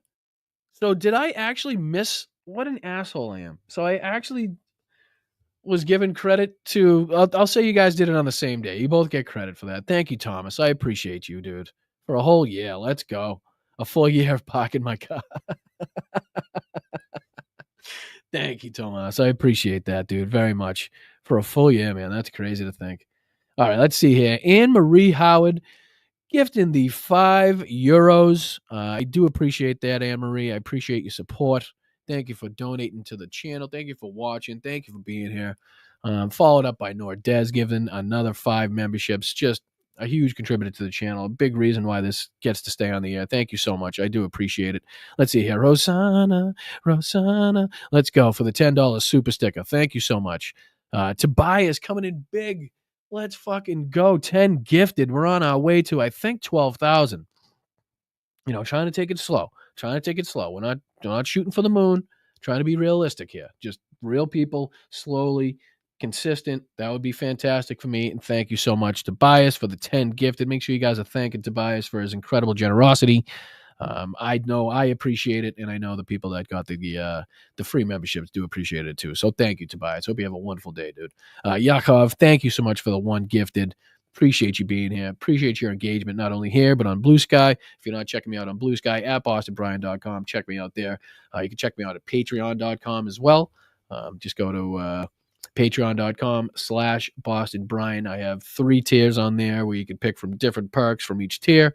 $5 minimum on that. And if you don't want to do $5, then you can do $1.99 right below me. Hit the join button. If you don't want to do that, all you got to do is hit the like button and share this out. Subscribe to the channel. That is all free. Will not cost you a dime and helps this channel immensely. So thank you, everybody, so much. Thank you, Yakov. Carl, again, that's who I was talking about. You and Tomas. You and Tomas must have signed up like literally 2 seconds after each other. I appreciate you, Carl. Thank you so much. I appreciate you really, really sticking around for this wild ride that we're on here. So keep it up. Keep up the fight. And thank you again. I really appreciate it. Samantha became a new member. Thank you, Samantha. I hope you appreciated the show. Hope you enjoyed the show. Hope you enjoyed the chat. Petrazi coming in with 5. Let's say Trump couldn't handle sitting next to a real man. It just showed how immature and ignorant and controlled by Russia and Vladimir Putin he is. And how much he's not thinking about the Ukrainian people. He's not thinking about the sovereign territory of Ukraine. He's not thinking about them joining NATO. He's got much different plans in mind. And it doesn't involve, again, thinking about the Ukrainian people first and foremost. So thank you, Petrazi. Let's see. Sheldon's here coming up to say it was a setup, plain and simple. I couldn't agree with you more. Could not agree with you more. Oh, and did you see this? Here's a doozy, too. Here's a doozy. Let me show you this one. Here's a doozy. Where can I find it? I might have to go to my Blue Sky because I posted about it, which I really don't like doing that much. Oh, here it is. First one. Let me see if I can show you this. Present. This was on TASS. Remember TASS? We were talking about it earlier in the podcast. The largest Russian media company somehow snuck their way into the White House, right? Right? Remember that? So check this out. Remember, Rachel is next, guys. Somebody remind me Rachel's next. Check this out. This was their website the day of or the day after. So today's cover photo on TASS's website, the Russian state media that happened to sneak into the White House. TASS is owned by the government of Russia, headquartered in Moscow and Russia's largest propaganda agency, also through Slav Ukraine. But look at who just happens to be on the cover page of the website. Isn't that funny? And let me just ask, is he wearing a suit? Is he wearing a suit in the White House when he speaks? Is anybody demanding that Elon Musk puts on a suit when he's in these meetings, when he's addressing the president? Does anybody, anybody? You? No? Nothing? Crickets? Strange that you wouldn't demand Elon Musk. And it's strange that Elon Musk would somehow find his way on the fucking cover of Russia's biggest propaganda agency. The website right there. using military operation. They're still trying to call it a military operation. Trump wants to stop, quote, meat grinder. Zelensky needs money to continue. Clear Russian propaganda. Oh, look at that gross little fucking stash he's got going. That's disgusting. Ugh, can't even look at that. Right? So whose side is everybody really on, guys? Whose side is everybody really on? All right, let's get back to the thank yous. We were at Rachel, I remember. Rachel, thank you so much for the $2. Should Zelensky have come with an interpreter? No. Zelensky does. His English is fucking perfectly fine to get through in negotiations, right? And again, in the time when any Russian delegation is involved in this, if they do happen to sit down at the same table, clearly it's not going to be an issue because both of them can speak Russian. Right. So I don't think his English is limited to the point where I know sometimes he likes to speak in Ukrainian because obviously it's more comfortable for him, but he does very well in English. And I don't think there's anything lost in translation, really, if that's kind of what you're suggesting. So no, I think he's all right. But thank you so much for the contribution and great question. That is a great question. You know, anything that maybe could have changed the situation. You know what I mean? Let's see here. Dancing Dog 60. Thank you so much for the $5. Keep up the great work, Brian. Everybody hit the like out there. If I could hit the like 10 times, I would. Thank you for that. But that would just, you'd like it and then unlike it and then like it and unlike it a bunch of times. But maybe that helps. I don't know. But I do appreciate it. What kind of dog is dancing? Let me know. Next up was Josh for the $5. Thank you so much. With how he handled Trump, you can tell Zelensky is a patient father. I mean, again, I thought he showed incredible restraint. I was blown away when I started seeing, and, again, I wasn't surprised, but, when you start hearing people talk about, like, I couldn't believe how antagonistic and disrespectful he was. And it's like, what the fuck did they just watch? Did they watch what I watched? Are my eyes, like, transmitting different shit? Is it being, like, translated before it hits my ears and I'm hearing something fucking totally different than everybody else? Because what I saw was a guy biting his tongue that could have fucking exploded at any minute. Again, maybe I should do this for you, motherfuckers. I don't know if I could show this, but I'm gonna, because I don't give a fuck. Check this out. Because I don't give a fuck. Let's do this one. Ready? So we're going to go to notifications. Now, if AI was in my dreams, which somehow it was, which is crazy, I think this is how the situation would have gone. Right here. This is how I think the situation would have gone. Let me see. Can you see it? No, you can't, but now you can. No, you can't. Now you can.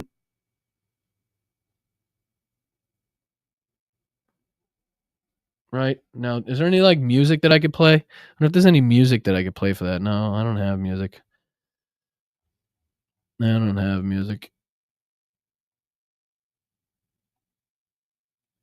But I could do maybe one of these. Fucking Nazis. Right? So this is what would happen if AI was in my dreams that night. People seem to really like that on Blue Sky, but I in no way condone anything. It's AI. It's fake. Nor did I create it. I just happened to see it. So don't come after me, SS. Right? Don't come after me. I didn't make it. All right. Thank you, Josh, so much. Cool breeze. Not my president. Thank you for being here for 8 months. Thank you for your contributions. Thank you for being here for so long. I really do appreciate it. And tell your little puppy I said hello. Looks like a little chihuahua, if I'm not mistaken. I could be wrong. Excuse me if I'm wrong. I do apologize, but please give it a treat for me. That would be fantastic. How can Ukraine trust Trump to sign an agreement with him? Now, again, think of the position that Zelensky is now in. He's now dealing with two people, Vladimir Putin on one side, Donald Trump on the other. Two people he cannot trust. Two people that wouldn't fucking hold their word in an agreement for anything. How do you balance that? How do you bring that together? How do you get what you need out of that situation when that's what you're dealing with? I mean, it's almost an impossible situation, right? And clearly we must have, Zelenskyy must have talked to his advisors and his team. He went home, obviously talked about the deal and what they should do, and if it was the best in their best interests. And again, I think it was, saying they're ready to sign the deal is trying to salvage what they can of this relationship, right? They will deal with the, backstabbing. They will deal with the, going against your word when it comes, if it comes.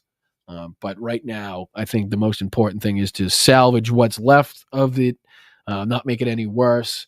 Take this deal, and at least make some progress going forward. And then, like I said, deal with whatever backstabbing comes as it comes. I mean, they're out of options.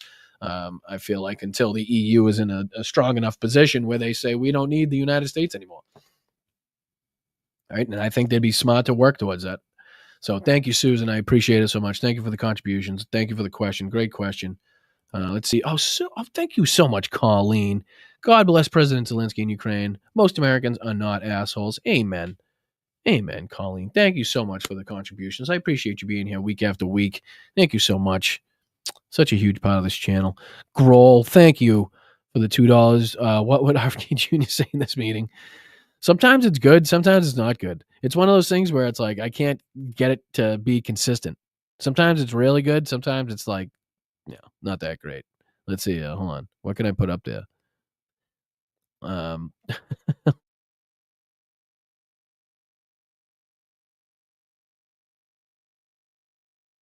not very sure if I would have allowed President Zelenskyy to sock President Trump in the face like that. I probably would have stepped in and stopped that fight because measles is fake. You don't need vaccines, and I don't know why we're supporting Ukraine. I don't know why, and I'm very sorry. Well, stop being an asshole. I don't know why that guy has to be an asshole. He's always stepping in like a fucking moron. But what are you gonna do? What are you gonna do? But thank you, girl. Appreciate you. See, you can tell my show's low budget. Like people ask for characters in Hal's show, and he's got actual characters. For me, it's like I just like slip off screen for a second, right? And then I come back as something else. I'm just like, okay, 1 second. Hey. Oh man, what an asshole I am. JD, thank you so much. Slava Ukraine. Heroyam Slava. Privet me, Russia. Appreciate you, dude. Jerry, thank you so much. I support Canada and Ukraine, of course. We all know you do. Nobody ever questioned that. Never would we question that, Jerry. Thank you so much for being here. Part of the Bryantologist, part of the Lobster crew. I need I was trying to come up with like a military nickname for you guys, right? I feel like we need like we're in the moment of resistance and fighting back and making sure that, we're out there making our voice heard. So I just, if we could come up with some sort of military nickname, I was thinking that, Brian's Brigade, Boston's Brigade sounds kind of lame, right? Fucking just sounds lame. We'll figure something out. I'd like the Devil's Brigade, like, the Canadian and in the U.S. Special Forces. I think that fucking fits in really well with today's news stories, right? Teaming up with Canada, talking about how once the United States and Canada teamed up to create the Devil's Brigade. El Deutsches Brigada, right? Blunt grunts. What's up, Wes? What's up, dude? Devil Dogs, Lobster Lances, Lobster Brigade. It's tough. My name isn't really, there's really nothing like catchy with it. Nothing really catchy. Bryonic Maniacs? The Lobster Militia? It's tough, right? It's not easy. Brian Force 1. I think I got something for that. Hold on. That I know I got something for. Where is it? Fuck. Come on. Get off my plane. Brian's battalion. You know what, Robert? I said that. Brian's bitches. Good Lord. I'm sorry. I mean, I can't say that. But yeah, I did say this, but again, I feel so pretentious, like trying to come up with my own. Like I want it to be, fucking organic. Brian's butches, Brian's bruises. All right, you guys figure it out. Let me get through these so I'm not here all day with you guys, keeping you from your activities that you need to do. Where did we leave off? Robert Carr's on the screen. Where did we leave off? Fuck, I lost it now. Grohl, I remember. Oh, that's just a comment. I think we were at Jerry. We did El Stinko Farce. We're at 10. What's that say? 10-month club for the win. Let's fucking go, guys. It's really cool to see how many people have been here for so long. Graham for 11 months, right? People for a year. Fucking, I've seen Luis here all along. Again, just because you're not a channel member like that doesn't mean I don't recognize you. Doesn't mean I don't see you in the chat. For that voice, I'm assuming that was for the RFK. I appreciate you, buddy. Let's see here. Mama Brooke, my 83-year-old dad says, quote, guess what? China was the only country with lithium, but they just found it in Ukraine. Lithium is found. Lithium is mostly in South America's salt flats. This is a ruse, Dad. Let's see here. Now, is Dad watching some Russian propaganda? Is that what I would get? Is he watching Fox News? But I thank you, Mama Buck. Appreciate that. Appreciate the $10 contribution. Again, I don't see if you should be the best person to educate Dad, right? But I appreciate it. And thank you, Tabitha, for becoming a new channel member. Really do appreciate that. Grohl is back. Lindsey is so far in the closet, he just found my Jenny t-shirt from the Lights Torn 77. Oh, Jesus. I appreciate that. Thank you so much for the contribution. Let's see here. Thanks for live streaming on Sundays, Brian. Appreciate it. No, anytime. I mean, honestly, it was kind of like done out of necessity. There's really no other times unless I'm stepping on somebody else's toes. And I think I'm still stepping on somebody else's toes, but there's so many creators, so many things happening. There's only so much that you can be like, okay, I'm going to think about everybody's show before I do mine. Nobody else thinks anybody's show when they do the time, right? Nobody else, no other creators give a shit when they fucking put out videos and what time they do lives. They're not thinking about anybody else. I do, though. So I chose this, screwed myself with the NFL, but that's okay. It's over now. No excuses. Appreciate you. Thank you so much, Sylvia. You're the best. But moms, let's go. In addition to my shopping spree, thanks, Brian. You're the best. Thank you so much, moms. I do appreciate that. By the way, send me you're gonna have to email me a photo when you get some of that merch. Linda Lou, still blue. This channel keeps me from losing my mind. Oh, how sweet is that? How awesome is that? There's no better feeling, right, than thinking like, oh, somebody is like, oh, Brian's on today. Thank God. Like, gives me something to watch. Like, to have somebody else have that feeling about me being on is like just wild to me. And again, I don't want to get pretentious on you, but it's a really cool feeling. So make sure you hit the bell, right? That way, whenever I go live, you'll be alerted. You don't have to sit there and wait and look. You can just go on with your life, and your phone will go or ding, and you'll be like, oh, Brian's on. Let's go. But thank you, Linda Lou. I appreciate you. That's very, very, very nice of you, and I hope to continue to keep people sane, I guess. Thank you. And Jeremiah, Slav Ukraine, we need to get rid of Trump and Vance, Russian assets. Couldn't agree more, Jeremiah. Couldn't agree more. We need to find every way to stop and block and get our voice across, just like the people in Vermont did. Linda Lou is back, gifting 5 memberships. Look at you go, Linda Lou. Appreciate you. Very much appreciate you. Thank you for that. Make sure everybody's thanking Linda Lou that if you got a gifted membership from her, because that is such a generous contribution to the channel. Very much helps us keep going. Let's see here. Tracy Bird, thank you for giving us this space. No, thank you for allowing me to give you this space, right? Because I could very much be sitting here talking to myself, but that would be no fun. So it's only a space with you guys. So thank you so much, Tracy, for the $20. Very, very generous of you. Thank you so much. The Ray Bork. I haven't seen the Ray Bork in a while, Wes. I'm not going to lie. Let's go. Appreciate you, brother. Hope you've been well. Let's see here. You need to be comfortable as you travel. Suits are costumes, uniforms, tracksuits included. Right. I mean, again, we saw the picture of Churchill. You're not traveling in your fucking your show uniform. Your what do they call it? Fuck. See, I always forget things when I'm live, but I'll as soon as I shut this off, I'll be like, oh yeah, that's what it was. But thank you, Wes, for the Reebok. I do appreciate you. Bald Thanos, let's go. Let's go. All the OGs are back. SNL portrayal of JD Vance was hilarious. Oh yeah.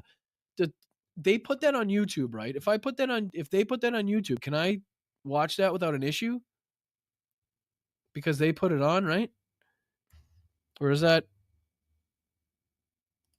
Nope, that's not what I want. I clicked the wrong thing. Get out of here. SNL. Oh yeah, Trump Zelenskyy right here. Somebody tell me in the chat. All right, I'm going to the chat. I'm going to rely on you guys. What are you guys saying? They put it on YouTube. It's on their channel. You might get a copyright strike. NBC is brutal for those. Fuck me. There's nothing wrong with talking to yourself. I do it all the time. But they put it on YouTube, right? Don't they want more people to see it? Isn't that like the fucking... Brian, I don't think so unless you stop every minute or so. Don't mess with NBC.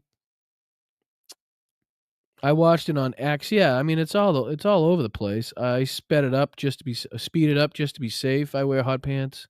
Wow, I literally just meant to read that in my head. I read it out loud. Yeah. What about no? That don't make sense. Yeah. I don't know if I should risk it. But they fucking put it up. It's so stupid. Here it is for you guys to see and share, but don't share it and see it. Boston Brian's Bronco Busters. Like that one. Like the like those oh shit, that the fucking thing's still playing in the background. Like the bombs. Like I like the Dam Busters too. That's a hell of a story. That's a hell of a story. If you guys haven't read or seen about that one, definitely look up that. All right, I'm getting fucking sidetracked. It's 4:00. What am I doing? Where was I? Darcy, fuck. Wes, yep, I remember that one. Bald Thanos, I did that one. Yeah, I'm not gonna apply. I don't want to risk the copyright strike, but everybody go and check out SNL's portrayal of that meeting. They nail it. They very much nail it. So thank you, Darcy, for becoming a new member. Thank you, Jerry, for the $2. Thank you, fucking Slacks. Let's fucking go. Love you and Brian. Love to Mel and the Dungaree dog, Logan. Hope they are well. Love to all the Brian told you. Shout out, Logan. How are you, my man? Appreciate that. And thank you, Slacks. Hell of a guy you are. Tony coming in with the 99 super sticker. Let's fucking go. Appreciate you, dude. Waiting for Brian. Slacks. You got it. You always get it. Ask and you shall receive. Let's see here. Where did I leave off? Josh, Brian, there is no penis shape on the map. I'm disappointed.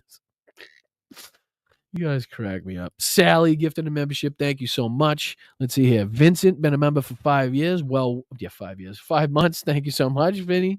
Appreciate you, my man. Thank you for sticking around. I hope it is well worth it. Let's see here. Wayne for 7 months. Keep speaking truths. Thank you, Wayne. Appreciate you, my man. Hope you're well. Hope you have a wonderful rest of your Sunday afternoon. Kathy for 11 months. Thank you, Kathy.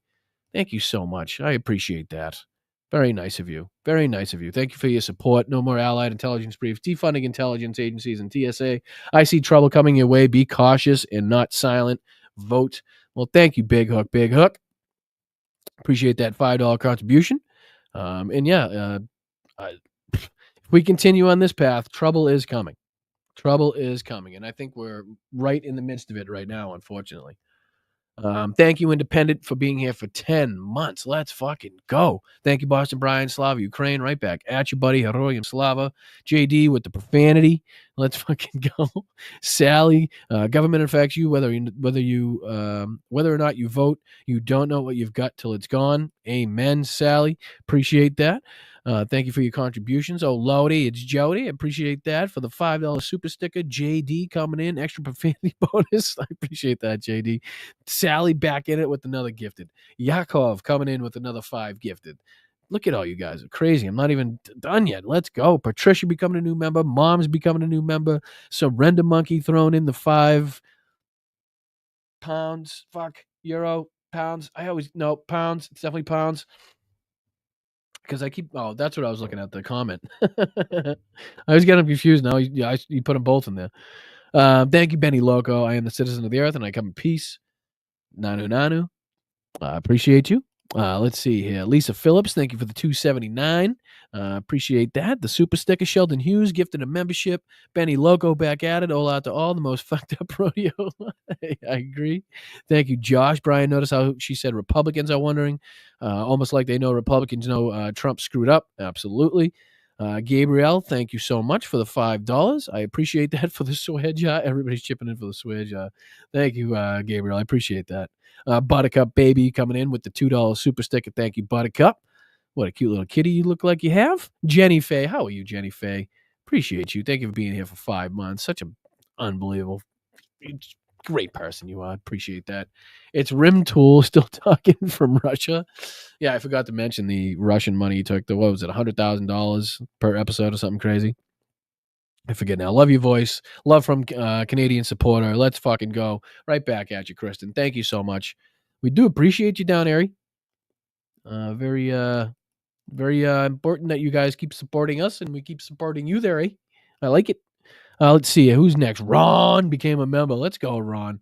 Let's fucking go. I know you became a new member, but I know you've been here. So don't think I didn't notice you. Let's see. Luis, F that place, go full Boston. I'm trying, my man. I'm fucking trying. I'm laying it on thick.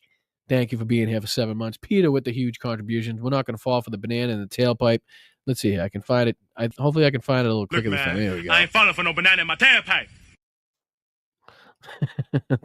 Actually, it should be followed up by one of these, maybe. Right?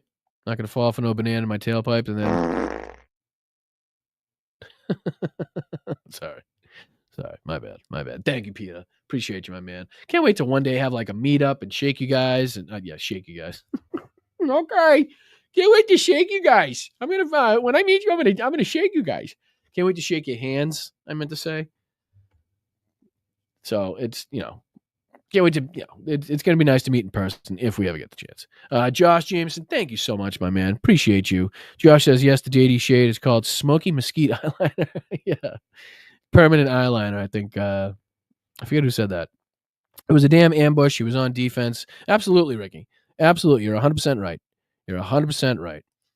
Thank you, Colleen, for the $5 to the chat family here and all independent media channels. Thank you for listening and hearing me. Colleen, you are heard, recognized, appreciated, seen, loved, respected. Right? Chat loves you. The chat loves you, and we appreciate having you here. So thank you so much. Let's see. Patricia Vincent, thank you so much. Just leveled up, Brian. So happy I could do it. Oh, Patricia, God bless you. Thank you so much. Very much appreciated. I appreciate anything you guys can do. And make sure you're not putting yourselves in a financial hole, please. Anybody that's, there's more than enough free things that you can do. But thank you so much, Patricia. I really, really do appreciate it. And I'm very happy that you're in the position to do so. It's what I want to see everybody in my chat be in that position, right? And not for me, but for you guys. Shanzi, how are you? I haven't seen that I haven't seen you in a minute. A hot minute. Love that sweater. I want one. Well, I think I got this one on you know what? Fuck it. Check this out. Give me a minute. Give me a sec. 1 sec.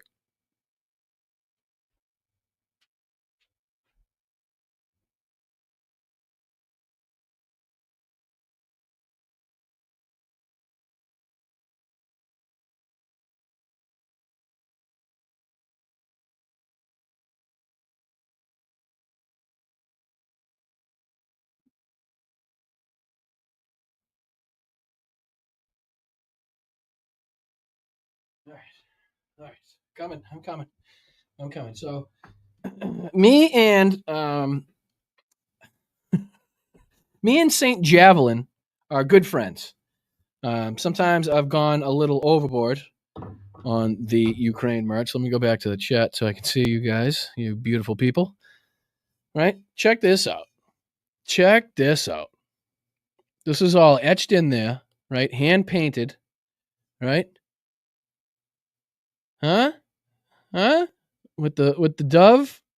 Huh? Little blot. Look, come on. This thing is unbelievable. Let me read you the bottom. It says Luis Mendoza Nicoya from Nicaragua made this, right? How beautiful is that?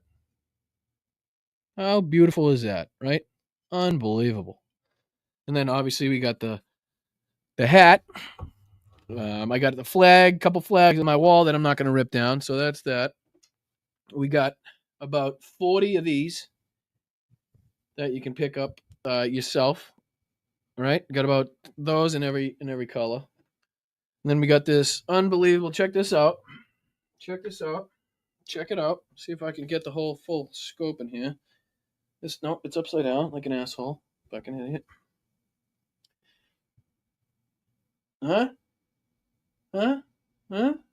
Huh? I know you can't see it, but Crimea, Ukraine, nice little blanket. And this is from St. Javelin. So if you go to St. Javelin, and I believe they also make donations to United 24, right? So all I got to do is send in my proof of purchases to NAFO, and I'll be in the, obviously sweatshirts, all check. I mean, come on, I might as well go all out. I'm going to fucking be here for this long. Fuck it. Check this out.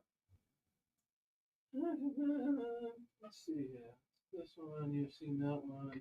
This one. Come on. Come on. I'll be right there. Talk amongst yourselves. I'll be right there.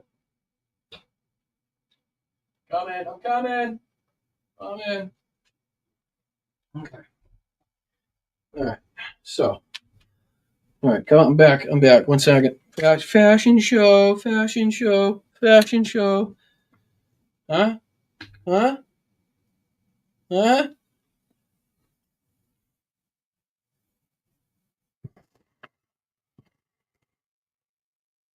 Come on. Come on. Come on. Bayraktar. Bayraktar. Huh? I think I wore this the other day with my friend Josh Bro. Right? Huh? Keep them coming. Keep them fucking coming. Huh? Keep them coming. It's long sleeve in case it gets a little chilly. And obviously, t-shirts in every color, like I said. All right. So enough is enough. Let's make sure I got everybody thanks. I'm fucking just, holy shit, almost 100 people. All right, I'm at Shanzi. I'm going to have to fly through these guys. I feel bad. I'm taking your time. I do really feel bad. Sweater, I want one. MJ says, at least Vance acknowledged that Putin invaded Russia, though not sure he got his talking points right. Keep up the good work. Excuse me. Yeah, but it was all overshadowed. Whatever diplomacy and whatever like reasoning they showed in the beginning of what was, what do you say, 50 minutes, 40 minutes conversation was totally overshadowed by the end of it. I mean, people don't remember any of the other fucking 30 minutes or whatever it was, 43 minutes of the fucking conversation, right? But you're absolutely right. I appreciate you. MJ, thank you so much for the contributions. Thank you for being here. Nordez, thank you so much for another 5 gifted. What a saint you are. Thank you, Benny Loco. Thank you for Flipper. This is the only place I actually enjoy hearing AFKG. Thank you so much. I appreciate it. Robert Palizzi, thank you so much for becoming a new member. You're the fucking best, dude. I appreciate you so much. Hope you have a wonderful day. Monica Bowers here. Keep up the good work. She says, thank you so much for the $10 contributions. You guys are just unbelievable. Big dog. What up, big dog? Thank you so much for the $5. Groovy clip. Wish it was real, all right? Brian's badasses. I'm trying. I think it's up to you guys to decide. I can't pick. That's the whole point. That's why I hate picking. Remember the other day when somebody told you that I was called Hollywood in high school? Pam, right? Was it Pam? I think it was Pam. She actually put in the chat that I said it in one of the Zoom meetings. So that takes care of that mystery. I was literally taken aback. I must have forgot I said it. Right. But I appreciate it. But again, I didn't give myself the nickname. It's just, it would have been too pretentious. So can't come from me. Woody Mays, thank you so much for the $5. I appreciate that so much. Surrender Monkey, Bollock Chops, Bollocks. You utter fucking pillock. Or you could just go with the fucking cunt. You bloody fucking cunt. I like that one better. But thank you, Surrender Monkey. Appreciate that very much. Yvonne coming in with the 2-pounder. Thank you, Brian's Truth Soldiers. Again, you guys should have a vote. You guys vote on it. I can't say. You can play our No King short, Boston Brian. Let's see here. Let's see here. Wow, I'm terrible at this. All right, stop it. All right, I'll do it the easy way. Come on. 21st century. You say it was a short, right? Is this the where is it? Is this the new one? Is this yours?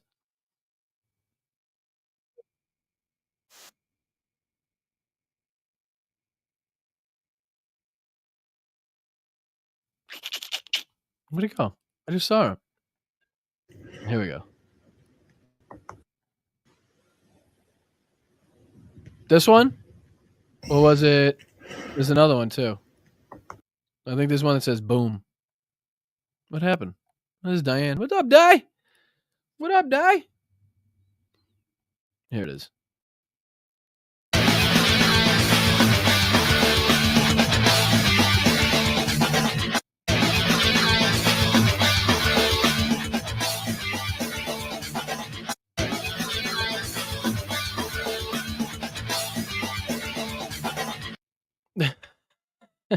I like it. I like it. I love it. I want some more of it. All right. Thank you, Benny Loco. I appreciate you. I'm taking so long. I'm so fucked. PB, thank you so much for the $5 super sticker. Corrine, Eads, thank you so much for becoming a new member. Surrender Monkey, thank you so much for the £5. Thank you so much. Do not put other people's bananas in your mouth hole. Jesus Christ. Thank you, Surrender Monkey. I appreciate that. Tom Hamill, thank you so much. Go Ukraine. Slava Ukraine to you. That rounds out everybody. Thank you. I apologize for keeping you guys so long. I kind of figured it was going to be a long one considering the gravity of what happened on Friday, what it means going forward, the news that Zelenskyy said he is ready to sign the deal, the reaction to it. I hope I got through as much as I possibly could for you guys. I hope I got through enough. I hope it, gave you enough information concerning this situation. I appreciate you joining me on today's episode of Blunt Politics. I am Boston Brian. I really do appreciate you joining me. Make sure you hit the like if you haven't on the way out. Subscribe to the channel. Share this out on Blue Sky, Facebook, Instagram, Twitch, wherever you can share it. I would very much appreciate it if you could tag me in it. And if I see it, I will absolutely repost it, give you a thank you. Please check out patreon.com/BostonBrian. Please check out being a channel member. Just below me, you can gift memberships. You can get one yourself for $1.99. Again, I don't see where you could get a better bang for your buck. I really don't. And again, desperate times call for desperate measures. And if you're not acting accordingly, it is a dereliction of duty. Even as a citizen, we need to get loud. We need to get proud. We need to make sure the resistance is heard, just like it was in Vermont. All right? Make it difficult for JD Vance and Donald Trump to go out. Make it fucking uncomfortable for them to be in public anywhere. Surround them with signs. Surround them with flags, cowbells, whistles, fucking foghorn, leghorn, whatever the fuck you can get. Let them know that this country, regardless of what the government says, regardless of what our leadership tries to do, supports the people of Ukraine. We always have, and we always will. And the two assholes in power, the two fuckfaces speaking for us, don't speak for us. Don't have Ukraine's best interests at heart. And are thinking only transactional, only financial, not about lives, but about dollars. So make sure you continue to stay involved in this fight. Make sure you continue to subscribe to channels like mine, if not mine, others like it.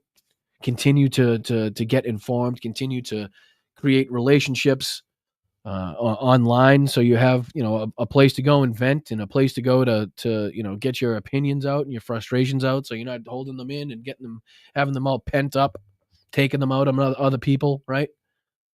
Thank you again to thank you, Tabitha. Boston Brian's bunker bitches. Jesus. Now, do you think I'm going to go on saying bunker bitches? Come on. Trying to respect women on this channel. I mean, I appreciate that the women are coming up with it. I mean, if you guys are naming yourselves that, I have no say. But it's going to be difficult for me to say hi to you guys. But anyway, as I always say, make sure you're taking care of yourself, please.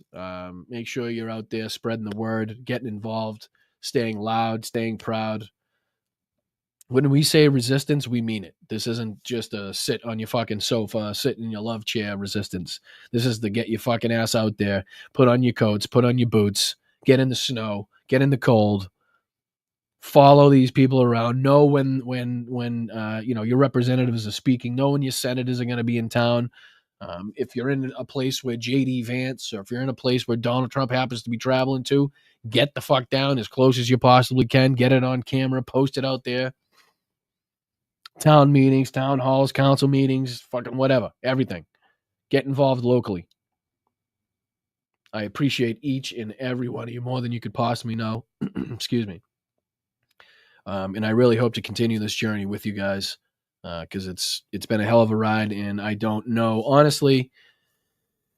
Actually, I do know. I wouldn't be here without you. I just wouldn't fucking be here without you. This wouldn't be a thing. So it's all because of you. I take no ads from anybody, ad revenue. Not that I'll be honest with you, not that a ton of companies are knocking at the door having me sell their stuff. Really not the type of content that is conducive to ad revenue. But again, I the only way I get anything is from your super chats, from your memberships, Patreon. That's the way to keep this going. We're trying to make this an actual thing. Right now it's continuing to be a part-time thing as opposed to my plumbing job. So I'm hoping to continue to get it going. I mean, to continue to grow this. So thank you very much to everybody that's watched. Make sure you hit the like on the way out. I'm Boston Brian. This is Blunt Politics. I really do appreciate each and every single one of you. Now let's see if I can get this fucking right. All right, I'm going to click that. I appreciate you. Enjoy the rest of your weekend. Make sure you're checking us out on Wednesday night, 8:30. Brett Meiselas from the Midas Touch Network is going to be joining us, giving us the scoop, giving us the lowdown. Should be a good conversation, and you're not going to want to miss it. So I appreciate you. Thank you very much. Have a great afternoon.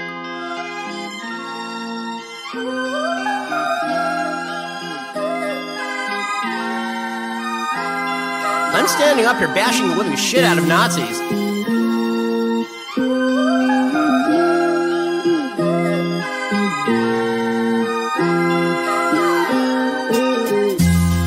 Thank you so much to the mods. Appreciate you guys so much. Really, really do. Thank you for keeping that chat very safe, very welcoming. Thank you so much. Slava Ukraine, Heroyan Slava. Go kick my ass on somebody.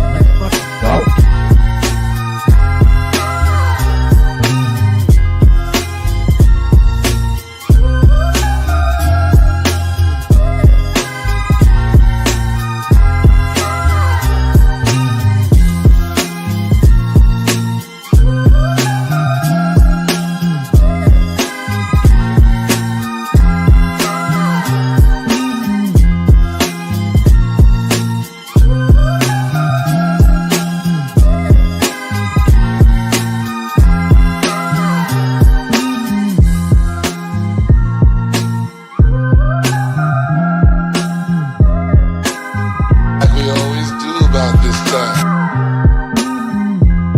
Fucking Nazis. He says rectum damn near killed him. I'm just dandy. I got a bowl of chocolate pudding in my underpants. What in the hell was that all about? It feels so lovely to be here tonight. What a beautiful, give yourselves a round of applause. You're so lovely. Everyone's so lovely.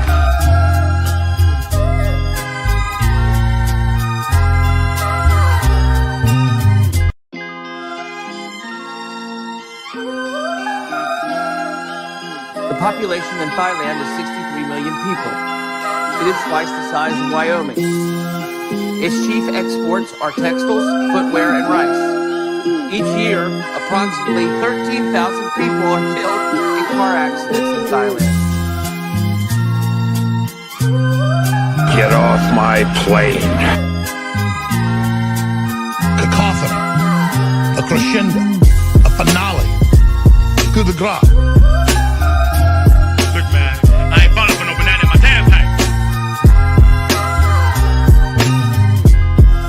Ah, go fuck yourself. Bad news, bad news. Even when it's good news, it's bad news.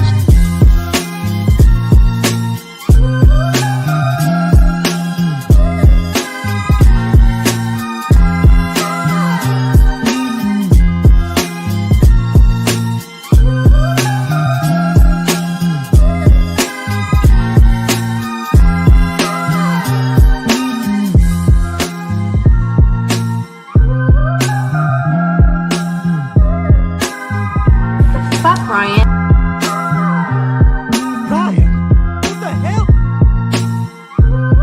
Taking him back to Nevada where he's wanted for banging horses. Wrong. I am the chosen one. Wrong. How do you lie to the FBI and now you're running for president? Seriously, how do you lie to the FBI and now you're running for president? Is there anything worse than white people? White people are a mortal danger to you and your loved ones. We're a nation that just recently heard that Saudi Arabia and Russia will repeat.